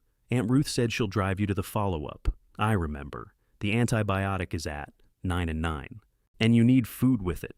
"Food. I've encountered it before." She stood with one hand on the suitcase handle. "You could come stay with me. I have therapy here. You haven't started yet. I start Tuesday. You could transfer. I don't want to transfer." The answer disappointed her. Before surgery, the idea of staying in Leah's polished apartment would have felt like an invitation into the center of her life. Now, I pictured myself sitting beneath curated light fixtures while she left for work and ordered assistance through an app. "All right," she said. "I'll come back when Dr. Patel clears you for the next phase. That could be weeks." "I know. You have the resort project. I can decide what matters." I wanted to ask why she had needed a complication to decide. I was tired of making every conversation carry the entire case. "Call me when you get home," I said. Leah hugged me from the left. This time, neither of us pretended it was enough or demanded that it be more. After her car disappeared, I returned to the living room. The white roses had begun dropping petals. One landed every few minutes with a dry, private sound. I threw them away. The glass vase stayed on the mantel because I couldn't safely carry it. For several days it held cloudy water and 3 ornamental branches I had missed. June found them Monday morning. "This arrangement has taken a dark turn," she said. "They're architectural. They're dead. Those qualities can overlap." She emptied the vase and washed it. I told her Leah had handled the weekend well. "I didn't ask," she said. "You were wondering. I was looking at the medication log. She didn't miss anything. I can see that. She stayed 4 days. June dried the vase with a towel. "Are you giving me a report or building an argument?" "I'm saying she came." "Yes." "Afterward?" "Yes." "You could offer an opinion. I charge extra for those." She placed the clean vase on the counter. "The agency wasn't the problem," I said. "No, you agree? You didn't hire us because you wanted help. You hired us because you had run out of people you were willing to ask. That sounds like an opinion." Free sample. Her scheduled visits ended that week. On the last morning, she made me button my own shirt, prepare toast, and refill the ice machine while she watched. It took nearly an hour. "You could have done all this in 10 minutes, I said. "I'm not trying to become indispensable." The words landed without accusation. That made them stay. At the door, she handed me a card with the agency's main number and her name written on the back. "For services," she said. "Not friendship, emergencies, or plumbing advice." "I'm good at plumbing advice. I've seen your bathtub. You remain very critical of that tub. It knows what it did." I asked if I could request her again if I needed more visits. "You can." "Would you come?" "If I'm available." There was comfort in the limit. Physical therapy began with a woman named Kendra moving my arm while I lay flat and tried not to assist. Doing nothing turned out to require concentration. Every instinct told me to help lift, help rotate, help reduce the burden I had created by possessing an arm. "Relax," Kendra said. "I am relaxed. Your neck is off the table. I'm attentive. You're fighting me. I'm cooperating firmly." She lowered my arm and waited until I stopped pretending. Ruth drove me to the first 2 appointments. For the third, she called the night before. "I have lunch with Dennis," she said. "I can move it." "No," I said I can. And I said no. A pause followed. We were both learning that word in new contexts. "How are you getting there?" she asked. "I'm going to ask Dennis." "You're going to interrupt my lunch with Dennis by borrowing him?" "I'll ask him in the morning. He has plans with me. Then he can say no." Ruth laughed. "Who are you, and what have you done with my brother?" Dennis said yes. He picked me up 40 minutes early because retired water department employees apparently feared punctuality more than drought. On the way home, I asked whether he wanted coffee. We sat in a diner where the cups were thick, and the waitress called everyone honey regardless of age or merit. "You don't have to entertain me," Dennis said. "I'm not entertaining you. You've told 3 stories. I'm having coffee." He stirred cream into his cup. "Ruth says you're bad at asking for things." "Ruth says a lot." "She does." "How's that going?" "What?" "You and her." Dennis considered me. "You asking as her brother, or as a man who might need another ride next Thursday?" "Both." "Then it's going well, and I'm available after 10. I liked him.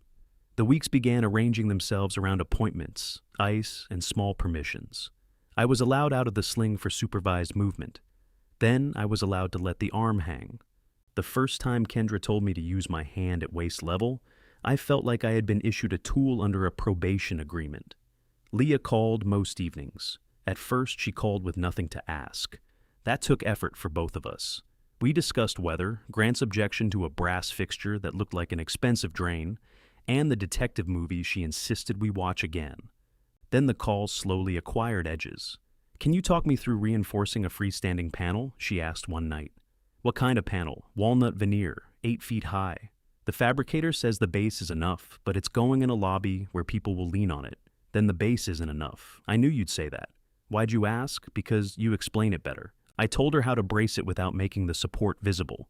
She sent a photograph the next day. The work was clean. Another night, she asked whether I remembered a supplier in Dayton who could turn custom pieces quickly. "Leah."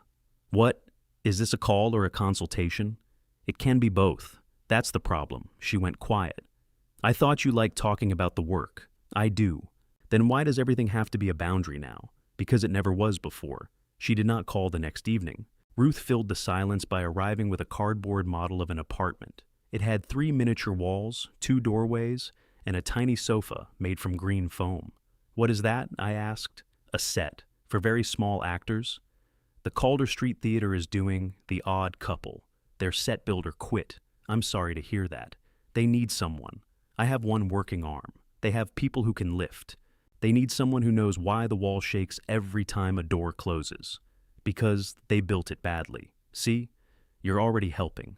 Calder Street Theater occupied a former hardware store between a bakery and a tax preparer. Ruth drove me there under the pretense of letting me look. Inside, 6 adults stood around a half-built set arguing about whether a brace was structural or decorative. A man with paint on his glasses introduced himself as Mel Carter, the director. He had taught English at the high school while I ran the shop wing. Mercer, he said, I thought retirement killed you, only professionally. He showed me the set. The flats were too tall for their frames, the center wall was out of square, and somebody had attached a working door to a platform with screws meant for drywall. Who did this? I asked. A woman holding a drill raised her hand. In my defense, Mel said, make it stand up. It stood up, Mel said. It's considering other options, I told him. I spent 2 hours in a folding chair, explaining how to brace the walls. The volunteers cut and carried while I marked measurements left-handed. Nobody asked me to prove I could lift. Nobody assumed I would return the next day. When Mel asked whether I might come back Saturday, I looked at Ruth. She shrugged. You can say no. I know. That made saying yes feel different. Ruth took a photograph before we left. In it, I stood beside the crooked set with my sling on and a carpenter's pencil tucked behind my ear. She sent it to Leah without telling me. Leah called before we reached home. You're building sets? She asked. I'm advising people who are building sets. For a theater? Yes, you can do that, but you can't finish the table. The table requires 2 hands. So does a set. I'm not using either one. Mostly I'm pointing. She was quiet long enough for me to hear Grant speaking somewhere behind her. I'm glad you're getting out, she said finally. You don't sound glad. I asked if you could visit while you recovered, and you said you needed therapy there. Now you're doing projects for strangers. I made a commitment for Saturday. You had commitments before. I knew which one she meant. So did you, I said. Leah inhaled. Forget it, she said. I have to go. The call ended. Ruth kept her eyes on the road. You sent that picture on purpose, I said. Yes. That was meddling. Yes. Did it accomplish what you wanted? No. What did you want? For both of you to see what you sound like. And you sound exactly alike. I turned toward the rain-streaked window. At home, a voicemail waited from Mel. The set installation had moved up. He needed everyone available the following Friday and Saturday. My therapy appointment was Friday morning. Leah's resort launch was Saturday night. I knew because the date had been written on my calendar for months, in her handwriting. I called Mel back. I'll be there after therapy, I said. Mel answered on the first ring. I knew retirement hadn't killed you, he said. It's still early. We start loading at 9 Friday. Ruth says you have therapy. Ruth says many things. She said that too. I'll be there by 11. We can work around your shoulder. You'd better. I'm attached to it. After I hung up, I looked at the calendar. Leah had written resort launch in the Saturday Square 3 months earlier, when the date still felt far enough away to belong to a healthy man. Beneath it, in smaller letters, she had added, You're coming if the surgeon says yes. The surgeon had not said yes. He had said, You may sit in a car for reasonable periods as long as someone else drives. 9 hours did not qualify as reasonable. Leah knew that. She had never directly asked me to attend after the surgery, but the words remained on my calendar, waiting to accuse whichever one of us looked at them. I called her. She answered with, I'm sorry. For what? The theater call. I made the theater call. No, I mean our call. I was childish. You were angry. I can be both. In the background, I heard tools and men calling measurements. Where are you? Resort lobby. We're doing a test installation. How's the panel? Braced. Still ugly. Those are separate problems. It looked better in the renderings. Everything does. She laughed softly. Grant says hello. Tell him my leisure remains unintentional. He still doesn't know why you hate that phrase. I don't hate it. I'm preserving standards. A drill whined behind her.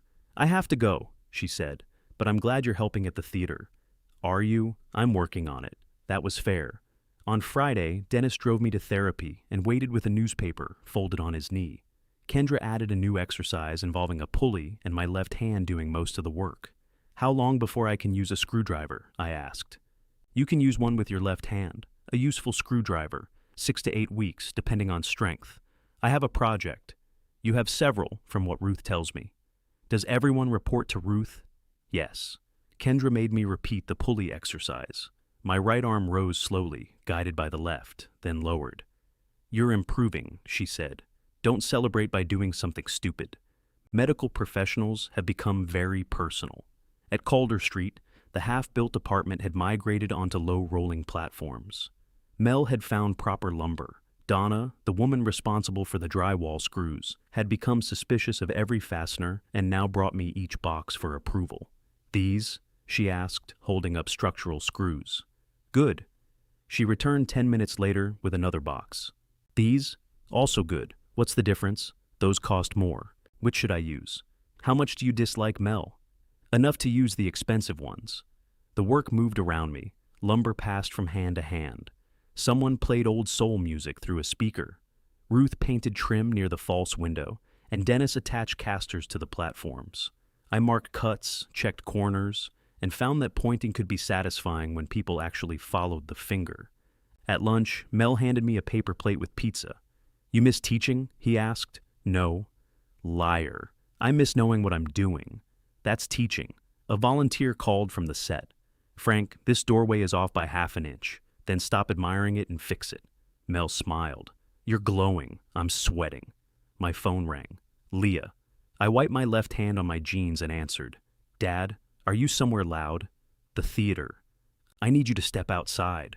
Her voice had that old tension in it. The controlled thinness that meant panic was standing directly behind her. I went through the back door into the alley. Rainwater had collected in the cracks. The bakery next door vented warm air that smelled like sugar and yeast. What happened? I asked. Baxter Fabrication walked. The panel company, the entire install vendor. He says the revised scope isn't what he bid, which is ridiculous because he approved the changes Tuesday. What changed? The ceiling grid forced us to move the feature wall. We added 2 freestanding dividers and the reception canopy. That's not nothing. I know it's not nothing. We issued a change order. Did he sign it? He acknowledged it in email. That wasn't my question. Silence. Leah, no. He didn't sign the final version. I leaned against the brick wall. When did he tell you? 20 minutes ago. And the launch is tomorrow. Yes. What's built? The panels are built. The canopy pieces are cut. Everything is in their warehouse, and he says we can pick it up if we pay the outstanding invoice. Can you? Yes. That's not the problem. The problem is, I don't have a crew I trust to install it. What about his crew? They're his employees, your assistants. They style. They don't build. I watched rainwater move toward a clogged drain. What does Grant say? He's calling labor companies. That's a start. I need somebody who knows what they're looking at. You know what you're looking at. I know how it should look. I don't know whether the canopy is safe if we change the anchor points.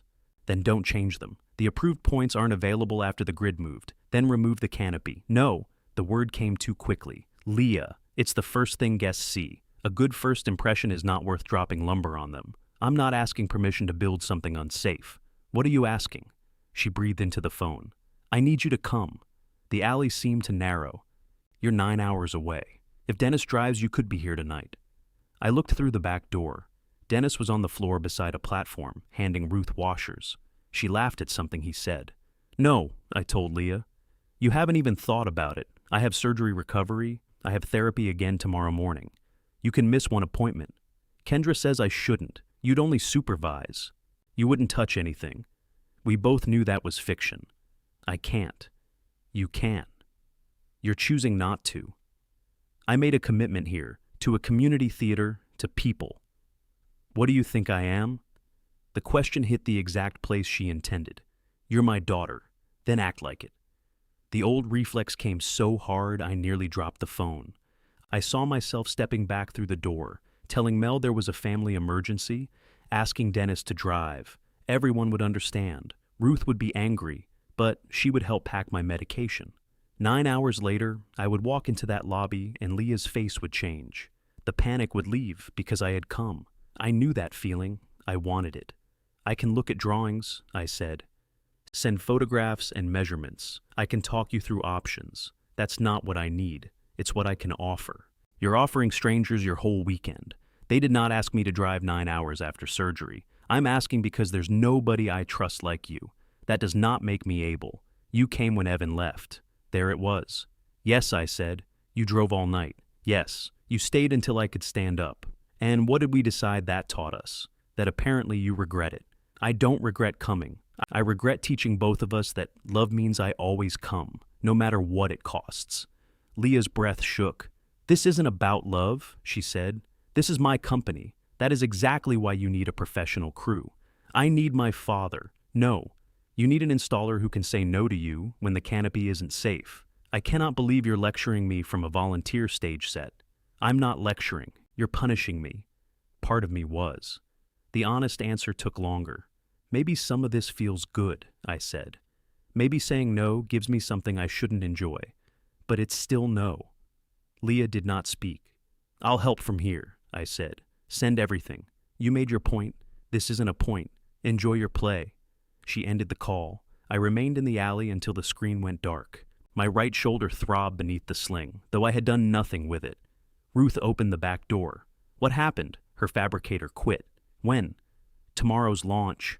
Ruth looked past me at the rain. Does she need you? Yes. Are you going? No. She studied my face. You expected me to be pleased. I expected you to say I finally grew a spine. You had a spine before. You just used it to carry other people. Is that your supportive response? My supportive response is this. If you want to go, go because you choose to. If you stay, stay because you choose to. Don't use my set as an alibi. It isn't your set. See? Recovery. She returned inside. I spent the next hour marking braces and giving the wrong measurement twice. At 3, Leah emailed drawings, photographs, and a list of available anchor points. No message accompanied them. I sat at a folding table with a ruler, calculator, and the reading glasses I denied needing. The canopy could not be installed safely with the available points. The dividers could. I drew a revised layout that used one divider to frame the entrance and replaced the canopy with rented lighting towers. It would be less dramatic, but it would stand. I sent the sketch. Then I called 3 commercial installation companies from a list Leah had included in the project packet. The first was booked. The second had no crew large enough. The third, Harlan Event Fabrication, could provide 6 insured workers starting at 6 the next morning, but only if Leah confirmed before 5 and paid an emergency rate. I texted her the number. Harlan Event Fabrication. They can send 6 people at 6. They're supposed to be excellent. I looked at the words. Then I added, call before 5. No heart. Leah did not respond. At 4:43, I called Harlan again. Did Mercer Row confirm? I asked. The scheduler checked. They did. Deposit came through 10 minutes ago. I thanked her and hung up. The set around me had begun to resemble an apartment. The door opened without shaking the wall. Donna stood on the other side and pushed it closed, then opened it again. It works, she said, delighted. It's a door, I told her. Today, that feels like enough. My phone remained silent.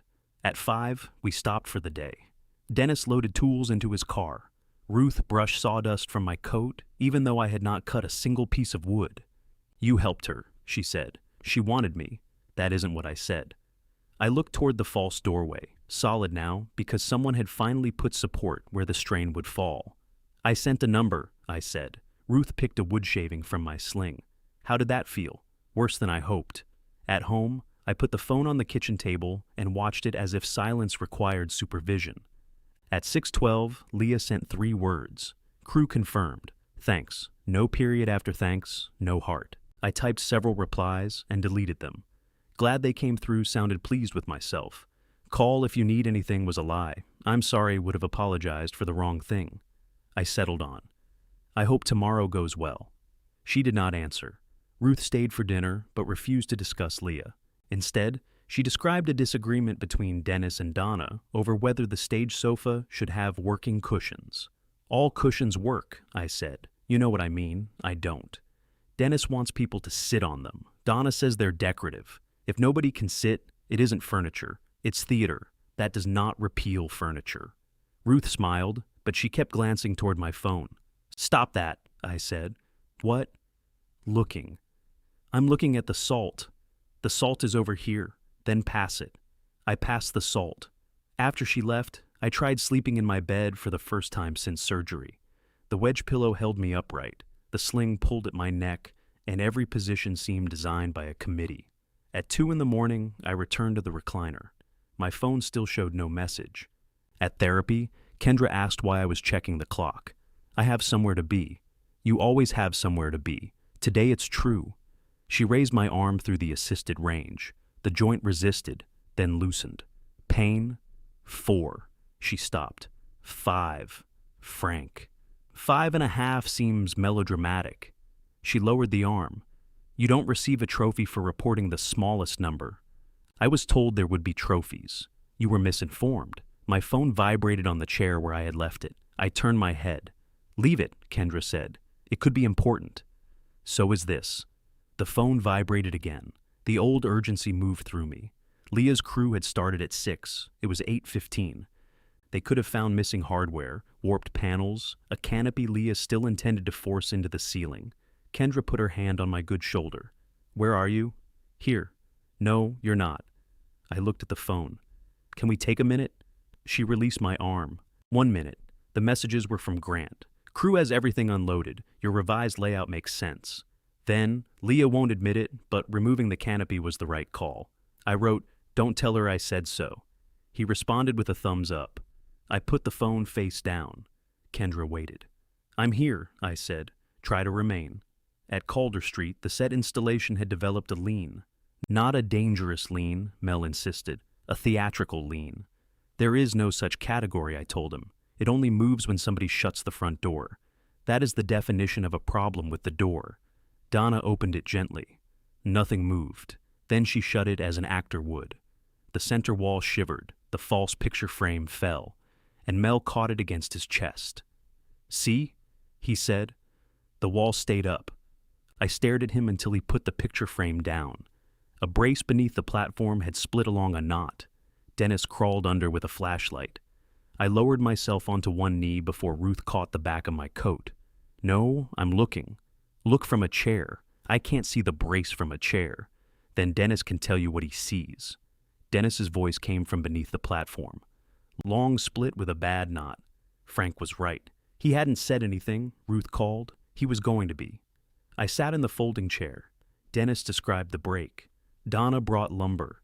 I told them how to sister a new brace alongside the damaged one and where to place the screws. When the new piece needed holding, my body rose before I decided to stand. Ruth blocked me. They have hands, she said. I'm aware. Use your mouth. People have objected. Use it anyway. I told Donna where to hold the brace. She did. Dennis drove the screws. The platform stopped moving. Nobody needed my hand. That realization should have made me feel useless. Instead, something inside me unclenched. At 11:30, Leah's launch would have been opening. The lobby would fill with invited guests, resort executives, photographers, and people who used the word experience to describe walking through a door. Harlan's crew would be gone, or waiting nearby in case a panel shifted. Leah would stand beneath the rented lights in her green blouse, pretending the missing canopy had always been intentional. I checked my phone once. Nothing. Mel called everyone into the seats for a technical run. Ruth and I sat in the third row, while Donna and Dennis operated the set changes. The stage lights came up on the apartment. The walls looked solid. The front door opened and closed without trembling. Mel leaned across the empty seat beside me. Beautiful, isn't it? The baseboard on the left wall is short. Beautiful, he repeated. It's acceptable. He smiled. That's going on the poster. The technical run lasted 90 minutes. I forgot to check my phone for 70 of them. Afterward, the volunteers ordered sandwiches and ate on stage. Donna handed me a paper cup of lemonade and asked if I would help design their next set. What is it? I asked. A hotel room with 5 doors. No, we haven't told you the dates. I don't need the dates, she nodded. So, that's a maybe. I like these people. Near 4, Grant sent a photograph. The lobby looked better than I expected.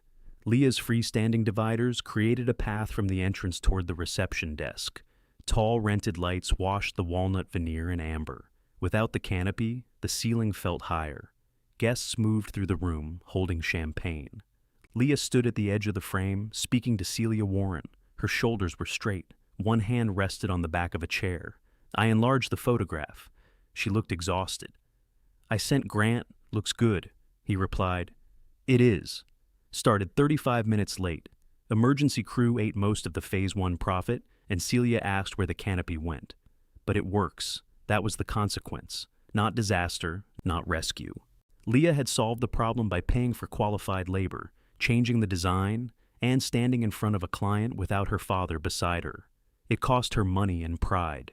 It did not destroy her. I felt relieved. I also felt displaced. Ruth drove me home after 6. Dennis came with us, carrying leftover sandwiches and the cardboard model, which Donna had accidentally painted blue. At the house, my phone rang before I took off my coat. Leah. Ruth looked at me. We can stay. No, we can also leave. Do that. Dennis collected both their coats. Ruth touched my left arm as she passed. Use your mouth, she said. I answered after the front door closed. Hey, I said. Music pulsed behind Leah's voice. Are you alone? Yes. She moved somewhere quieter. A door shut, muting the reception. The launch worked, she said. Grant sent a picture. Of course he did. It looked good. It looked compromised. It looked intentional. You always know exactly what to say after the problem is over. I was trying to compliment you. Thank you. We sat in the distance between the lines. How did the theater go? She asked. The set stands. Congratulations. Leah? What? Say what you called to say. Her breath left in a short laugh. Fine. The crew was competent. Your revised layout was the right one. Celia accepted the change, though she made it very clear that she expected the canopy. I spent almost the entire first payment on emergency labor and rush lighting. I'm sorry. Are you? Yes. Did any part of you want it to fail? No. Did any part of you want me to feel what you felt? I sat down slowly. Yes. The music thudded through the wall on her end. At least that's honest, she said. It didn't feel the way I expected. How did you expect it to feel? Fair? And? It felt mean. You sent me a number. I also spent 2 hours revising your plan and called 3 companies. That isn't the point. I know. No, I don't think you do. I didn't need a vendor list. I needed somebody I trusted to walk into that lobby and say we could fix it. I said we could fix it. From 9 hours away, and when I needed you, you sent somebody from 4 to 8. There was a long silence. A quieter song began behind her. I came Thursday, she said. Yes, I drove straight from the reception. Yes, I stayed. I handled your medications. I took care of you. You did. And it still doesn't count. I didn't say that. You didn't have to. First, I should have been there Monday. Then I should have left the reception sooner. Then I should have known you were lying about your fever. Then I should accept that Aunt Ruth is your emergency contact, because she happened to live closer. She didn't happen to come. She chose to. So did I. After I was back in the hospital. You keep moving the line backward until you get to the place where I can't change what I did. Her voice cracked, then sharpened to hide it. What would be enough, Dad? I'm not asking you to repay me. You keep saying that while measuring everything against those 11 weeks. I came because you asked, and stayed because you needed to be necessary. You admitted that, yes. You made yourself the person no one could do without, and now you're angry that I believed you. I pressed my left thumb into the edge of the phone. You believed I could do without you, I said. No, I believed you when you said you could manage, because that was convenient, because you're my father. The answer came out almost like a plea. I thought the agency would be better than me, she continued. They knew what to do. June knew how to handle the sling, the medication, the bathroom. I didn't. I was scared I'd hurt you. You could have learned. I did learn. When I came, after, yes, after, I cannot change that. No. So, what are you doing now? I looked toward the mantel. The clean vase reflected a narrow strip of lamplight. I'm trying to find out what's left between us if I'm not the person who comes every time you need something. Leah did not answer. I heard a door open on her side. Grant's voice asked whether she was all right. "Give me a minute," she said to him. Then, to me, "And if I'm not the daughter who finally does everything right after disappointing you, what's left for me?" I had no quick answer. That was the trouble. Quick answers had been my specialty. "Maybe we find out," I said. "You make that sound calm." "It isn't." Someone knocked gently on her door. "I have to go back," she said. "I know. The client is waiting." "Then go." She exhaled. There it is again. What? The generous exit. I don't know how else to end the call. You could ask me to stay. The request came so softly I nearly missed it. I looked at the dark television, the empty chair where Ruth had slept, the medication schedule still taped to the lamp. "Stay," I said. Leah did not speak. 5 minutes, I added. "Tell me what went wrong today." So she did. She told me about the truck arriving without 2 hardware crates, the lighting towers being delivered in silver instead of black, and Celia standing in the unfinished lobby at 9:10 asking whether Mercer Row had lost control of the project. She told me she had gone into a service hallway and cried for exactly 40 seconds, because that was all the time she could spare. I listened without solving anything. When she finished, the music behind her had stopped. "I have to go," she said. "All right, this time I mean it, I know." She ended the call. A message arrived before I put down the phone. "Thank you for staying," I typed. "I'm glad it worked." Then I erased it. "You did a good job under bad conditions," I wrote. The 3 dots appeared. "Thank you." I sat there until the house settled around me. The revenge had happened. It had cost Leah money, frightened her, and given me the exact reflection I thought I wanted. It had not repaired a thing. I slept badly and woke before sunrise with the phone still on my chest. Leah had not sent anything else. The revenge looked smaller in daylight. There was no satisfying music, no clean reversal, just a tired woman 9 hours away who had paid too much for emergency labor, and an old man in a recliner wondering whether honesty counted if it arrived after cruelty. I called Ruth at 7. "Who died?" she asked. "No one." "Then why are you calling before coffee?" I wanted Leah to feel what I felt. Ruth was quiet. "You already knew that?" I said. "I suspected." She asked me directly. "What did you say?" "Yes." "Good. That's all?" "What do you want, Frank? A certificate?" "I thought you'd disapprove." "I do." That sounded dangerously like approval. "I approve of you admitting it. I disapprove of you doing it. That is a very Ruth answer." "Thank you. I wasn't complimenting you. I accepted it anyway." I heard a cabinet open on her side of the call, then the hollow sound of a mug set on a counter. "She needed a crew," Ruth said. "You found a crew." That part was a boundary. Sending the number in her own words was revenge. "I know. You can apologize for the second without undoing the first." "I don't want her to think I should have gone." "Then don't say that." "You make this sound simple." "It is simple." "Simple isn't the same as easy." Dennis said something in the background. "Is he there?" "He brought coffee." "At 7 in the morning?" "He's an early person." "That might be a character defect. He can hear you." "Good." Dennis's voice moved closer. "Set opens Thursday. Don't create a new family crisis before then. I'll check my calendar." Ruth took the phone back. "Call your daughter. I talked to her last night. Then call her when you know what you want to say." She hung up. I did not call Leah that morning. I wrote an apology on a yellow legal pad. Then I rewrote it because the first version explained so much that the apology disappeared beneath the explanation. The second sounded like a confession prepared by an attorney. The third contained one sentence worth keeping. "I'm sorry I used the agency number to hurt you." I sent it. Leah responded 2 hours later. "Thank you for saying that. Nothing about forgiveness. Nothing about what came next." The set opened Thursday. Calder Street Theater held 84 people if everyone was on speaking terms with the fire code. Ruth sat in the front row beside Dennis. I stayed near the back, where I could see the full apartment and every possible structural failure. The audience laughed when the first actor slammed the door. The wall did not move. Donna, standing beside me in the aisle, whispered, "You look disappointed. I'm checking the brace." "You can't see it. I know where it is." The door slammed again. Solid. At intermission, Mel found me near the folding table where volunteers sold coffee. "Your wall is stealing the show," he said. "My wall is avoiding attention. That's success. Come take a bow after." "No. You built the set. They built it. You made them competent." I annoyed them towards safety. Donna appeared carrying 2 coffees. "That's teaching?" I took the cup she offered. "You people have become repetitive." Leah had sent a message before curtain. "Hope the set stays up. Wish I could see it." I had replied with a photograph of the stage. She put a heart on it. Neither of us said more. After the performance, the crew gathered at Bellini's. Ruth complained about the chairs, Dennis ordered potatoes, and Mel gave a long toast in which he called me the quiet foundation of the production. I was not quiet, I said. "No one interrupts a toast," Ruth told me.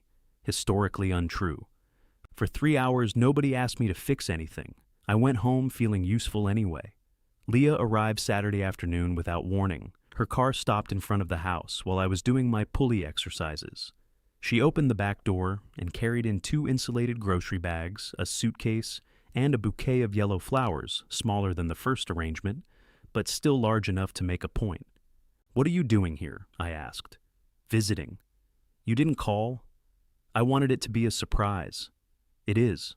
"That doesn't sound good. I have therapy Monday." "I know. I can drive you. Ruth is driving. I can give her a break." She didn't ask for one. Leah set the flowers on the table. "Can I come in before we conduct the full hearing? You're already in." She had brought prepared meals, new ice packs, a jar opening device, and a shirt with magnetic closures hidden beneath fake buttons. "You bought me a trick shirt. It's adaptive clothing. It's lying about buttons. Try it before you insult it. I can button my own shirts now. With one hand, with time. You could also churn butter with time." She was trying to make me laugh. I refused for almost 3 seconds. The groceries went into the refrigerator. The flowers went into the clean glass vase. The suitcase remained in the entryway. "How long are you staying?" I asked. "Through Tuesday, if that's okay." "You have work. Grant is handling Monday's meeting. Did you ask him or announce it?" Leah shut the refrigerator door. I asked, "And?" "He said I should come." "Why?" "Because I've been miserable." That isn't a reason to drive 9 hours. It was when I was miserable after Evan left. There it was again, the old account open between us. I sat down. Leah took the chair across from me. "I didn't come so you'd forgive me," she said. "You brought magnetic buttons. I'm not above influence. I don't need 4 days of groceries. They freeze. I don't need you to stay through Tuesday." Her face closed. "I need you to come when nothing is wrong," I said, "and then come again. I need you to call without waiting for a reason. I need this not to be one big weekend you can point to the next time we're angry." "I have been calling. You missed 2 nights after the launch. So did you." "I know." She looked toward the suitcase. "You want me to leave?" "No." "Do you want me to stay? Tonight? And tomorrow?" "Ask me tomorrow." Her mouth twitched with irritation, but she nodded. "Okay." And returned the shirt. "No." "Leah, you'll love it. I'll look like a stage magician, an independent stage magician." She stayed 2 nights. We did ordinary things badly. She drove me to the grocery store, where I spent 20 minutes choosing tomatoes, while she tried not to check her phone. We ate sandwiches at the kitchen table. She attended the Sunday matinee at Calder Street and laughed when the door slammed, though she had no idea why Ruth and I watched the wall instead of the actors. Afterward, she met Mel, Donna, and Dennis. Nobody mentioned the resort launch. Nobody treated her as the daughter who had failed to come. She looked uncomfortable without a role to defend. On Monday morning, she drove me to therapy because she asked Ruth rather than replacing her. Kendra made Leah wait outside the treatment area. "She'll ask questions," I warned. "I've met daughters. She has a legal pad." Kendra glanced through the doorway. "I've met organized daughters." When the session ended, Leah asked 6 questions. Kendra answered 4 and told her the other 2 were mine to ask. On the drive home, Leah said, "I like her. She is unmoved by charm. I noticed." Leah left Monday afternoon instead of Tuesday. There was no dramatic goodbye. She took the magnetic shirt out of her suitcase and hung it in my closet before I could stop her. "Call when you get home," I said. "I will. And not because I'm worried. Why then? Because I want to know." She called from her kitchen 9 hours later. We talked for 11 minutes about nothing. Then she called Wednesday and did not ask for advice. Friday, she forgot, and called Saturday morning to admit she had forgotten. The following Tuesday, I told her therapy had been bad instead of saying fine. What happened? She asked. Nothing happened. It hurt. What can I do? Listen to me complain. You hate complaining. I'm expanding. She listened for 12 minutes. The calls did not transform us. Some ended sharply. Sometimes Leah drifted into project questions and caught herself. Sometimes I offered advice she had not requested, then became offended when she did not take it. We began learning how much of our closeness had been built from emergencies and instructions. The sling eventually came off. My right arm looked smaller, the shoulder sloped and weak. Kendra gave me a new list of exercises and permission to use my hand for light tasks below chest height. No tools with kickback, she said. All tools have kickback if you use them incorrectly. No saws, no routers, no planers. Screwdriver, by hand. Light pressure, sanding, with a block, briefly. I called Leah from the parking lot. I can sand, I said. The table, if you still want it. She was quiet. Do you? I asked. Yes. But not if it's payment. For what? For being your daughter. For the 11 weeks. For the agency. Any of it. It was meant as a gift. Gifts don't usually take 6 months and reconstructive surgery. The surgery was not part of the design. Dad, I don't want it to be a bill. Then don't finish it alone. She returned the following weekend with work clothes, no suitcase surprise, and no groceries. She arrived when she said she would. We stood at the basement door. You don't have to hold the railing for me, I said. I'm not. You're hovering. I'm descending attentively. That sounds familiar. The workshop smelled of sawdust, oil, and the faint dampness old basements never admit to. The walnut table lay where I had left it beneath the canvas cloth. My project notebook remained tucked under the right corner. Leah pulled away the canvas. The wood looked darker than I remembered. One half had been sanded smooth. The other still carried black stains and shallow dents from a life neither of us knew. Leah ran her fingertips over the split I had repaired. You did all this before surgery? Most of it. With that shoulder? It was attached at the time. That isn't an answer. No. She found the measurements in the notebook and held them up. There they are. The stone bench survived without them. It did. I changed the layout. I heard that somewhere. She smiled. We worked at separate speeds. Leah used the orbital sander because it required 2 hands and more control than I had. I stayed beside her with a sanding block, working a small section at waist height until the shoulder tired. She moved too quickly. You're crossing the grain, I said. I'm not. You are. I can see the grain, apparently from a different angle. She shut off the sander. Do you want help or an employee? Help. Then let me learn without making every mistake a character flaw. I did not mention character. You have a tone. My tone had surgery. That excuse expired. I laughed. She turned the sander back on.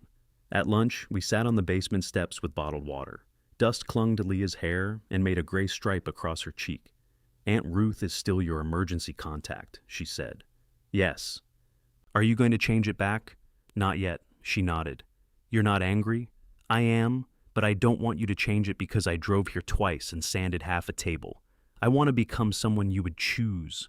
The words were careful and costly. You're my daughter, I said. That isn't the same thing. No, it wasn't. The following week, Dr. Patel decided the shoulder stiffness was not improving fast enough. He recommended a short procedure under sedation to release the scar tissue before it hardened further. It's routine, he said. You'll go home the same day, but someone has to drive you and stay that evening. The receptionist offered me a date 3 weeks away. I looked at the contact form on her screen. Ruth's name appeared first. I took out my phone anyway and called Leah. She answered from a meeting room, voices low behind her. Dad? Is everything okay? I need a ride, I said. Leah didn't answer immediately. The voices behind her stopped. A door closed. When? She asked. 3 weeks from Thursday. What time? Check in at 6:30. What do they have to do? Break up scar tissue while I'm sedated. That sounds violent. Dr. Patel used gentler language. Will you be admitted? No. Home that afternoon. Somebody has to stay with me that night. I heard keys clicking. Leah, I'm checking my calendar. The old panic rose. I had interrupted a meeting. She had a company to run. Ruth lived 20 minutes away and already knew my medications, my surgeon, and the bathroom's criminal history. I can ask Ruth, I said. Leah stopped typing. Did you call me because you wanted me, or because you thought you were supposed to? I wanted you. Then don't offer me the exit before I answer. All right? More keys. I'll be there Wednesday night, she said. Text me the appointment details. You have the Riverton presentation that week, Thursday afternoon. I remember. I can move it to Wednesday morning. That's a 9-hour drive after a presentation. I know how far you live. You'll be tired. Dad, I stopped. I'll be there Wednesday night, she repeated. All right. Is that all you're going to say? Thank you. Her breath softened against the phone. You're welcome. When I told Ruth, she was attaching tiny brass casters to the cardboard model from Calder Street. The model no longer matched the set, but she had decided to improve it anyway. Good, she said. That's it? What did you expect? I thought you might be offended that your daughter is driving you to a medical procedure, that I asked her instead of you. Ruth pushed a caster into place. Frank, being your emergency contact is not a crown. You've worn it aggressively. I was waiting for you to notice that you have choices. What if she cancels? Then you'll be disappointed. And you'll call me. She turned the model over. One caster fell off. This glue is useless, she said. Wrong surface. I followed the instructions. Instructions are suggestions made by people who haven't seen your surface. That is why no one likes asking you for help. You ask constantly. I said no one likes it. Dennis came in from the kitchen carrying coffee. He looked at the model, picked up the caster, and set it beside Ruth.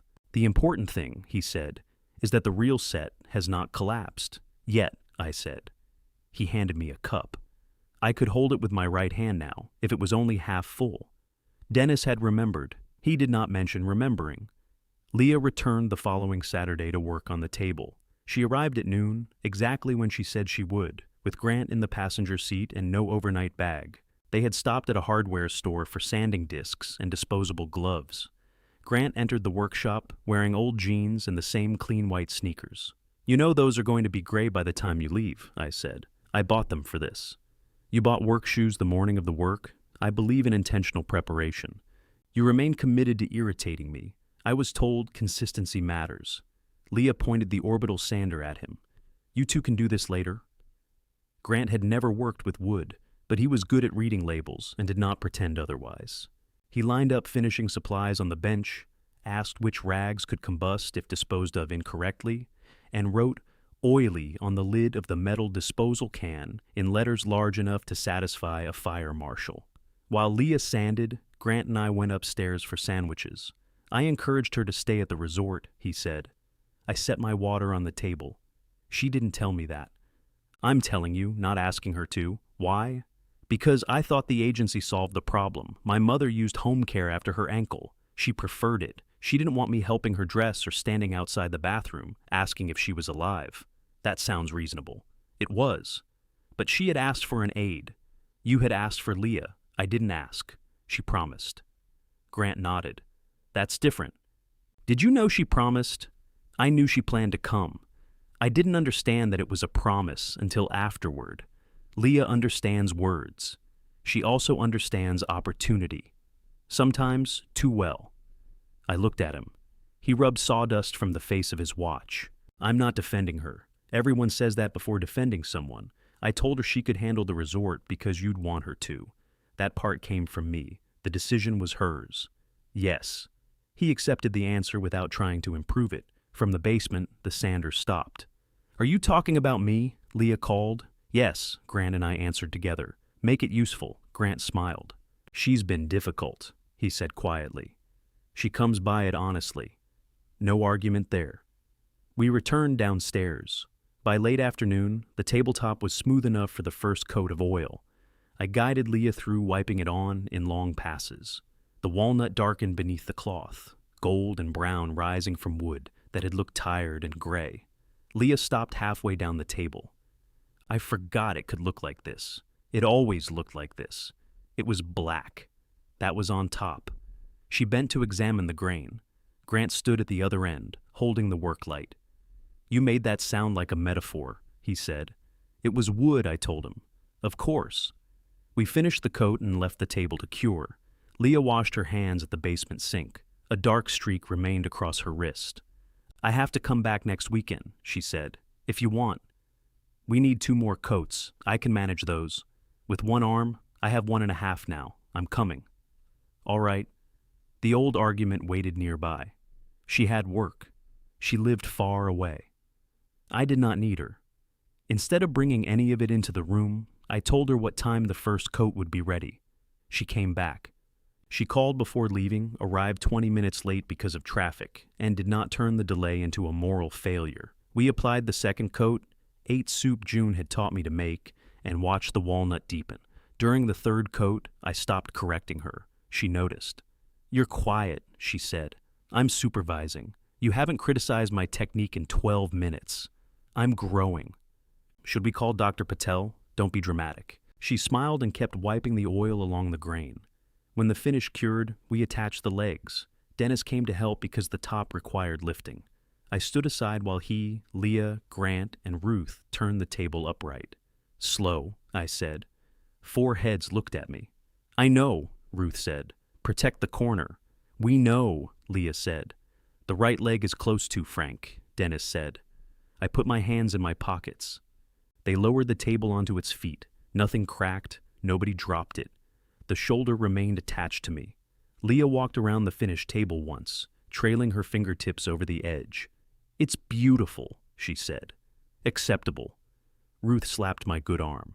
"What?" I asked. "You can let one thing be beautiful." I looked at the table. The old dents remained beneath the finish. I had removed the black stain and repaired the split, but I had left the shallow marks where plates, tools, or elbows had pressed into it before any of us knew the wood existed. "It's beautiful," I said. Leah blinked quickly and turned toward the window. Grant asked when they should arrange delivery. "I can rent a trailer," I said. "No," 4 people said. Leah hired movers. They came with blankets, straps, a lift gate, and no emotional history. I watched them carry the table up the basement steps without touching a wall. "Professionals," Leah said beside me. "They're supposed to be excellent." She laughed, then looked uncertain whether she was allowed. I laughed too. The table would go into storage for 2 weeks while Leah had painting completed in her dining room. She promised not to let anyone place decorative stone on it. "That bench cost a fortune," she said. "It can sit on the floor. Benches generally do. I'm glad you've learned something." Wednesday evening before the procedure, Leah arrived at 7:23. I knew the exact time because I had spent the previous hour not checking the window. She came through the back door carrying 1 duffel bag and a paper sack from the diner near the highway. "No flowers?" I asked. "No groceries, no adaptive clothing. 2 turkey sandwiches and pie." "Progress." She placed the wooden earring dish on the guest room dresser herself. The herbal tea still sat behind the bag of rice. Leah found it while looking for coffee. "You hid this." Ruth did. "Why?" I didn't want to look at it. She turned the box over in her hands. "Do you want me to throw it away?" "No." "Do you want some?" "It tastes like landscaping." That wasn't the question. "Make a cup." She made 2. We sat at the kitchen table and drank something that remained more aromatic than edible. Her phone buzzed twice. She checked the screen, typed a short response, and put it face down. "Riverton?" I asked. "Amaya's presenting." "You moved it?" "I delegated it. Is she ready?" "Yes." "Are you sure?" "No." I smiled. Leah wrapped both hands around her mug. I wanted to move it to Wednesday, but Celia could only attend Thursday. "So Amaya is doing it. You trust her?" "I'm working on it." "That sounds familiar." "She knows the project better than I think she does. Apparently that happens when you let people do their jobs." "Occasionally." "You didn't make me come," she said. "No." "You asked." "Yes." She looked toward the guest room. "That was harder, wasn't it?" "Yes, for me too." I waited. "When you asked, I couldn't turn coming here into a grand gesture. I couldn't tell myself I rescued you because you weren't collapsing. You just needed a ride, and someone tonight. That's less glamorous." I brought pie, fair. At 6 the next morning, she was already dressed. She had put my loose gray sweatpants and the oversized button-down on the chair beside the bed. The recovery shirt still had its price tag, but she had packed it in the overnight bag as a threat. "You're early," I said. "You said check-in was 6:30. It's a 12-minute drive. It could be 15. Then the entire medical system collapses." She carried my overnight bag to the car. This time, it contained 1 book. At the surgical center, the same bright lights made the waiting room look untouched by time. The television showed a man repairing a deck incorrectly. The receptionist handed me a clipboard. Responsible driver? I wrote Leah's name. Emergency contact is still Ruth Mercer, the receptionist said. Would you like to change that? I looked at Leah. She did not lean toward the clipboard. She did not ask. Keep Ruth, I said. Add Leah as secondary. The receptionist nodded. Leah took the pen after me and wrote her number.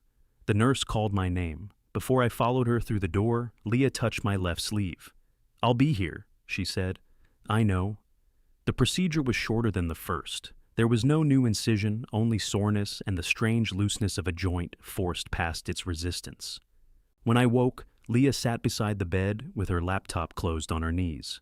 Did Amaya call? I asked. She texted. How did Riverton go? They want a revision. Is that bad? It's work. You should call her. I will after we get home. You can call now. Leah looked at me. I heard myself offering the exit again. Or you can sit, I said. I'm sitting. Dr. Patel came in with the therapy instructions. Leah listened, asked questions, and wrote the answers in a small notebook. When he left, she did not call anyone for actual information.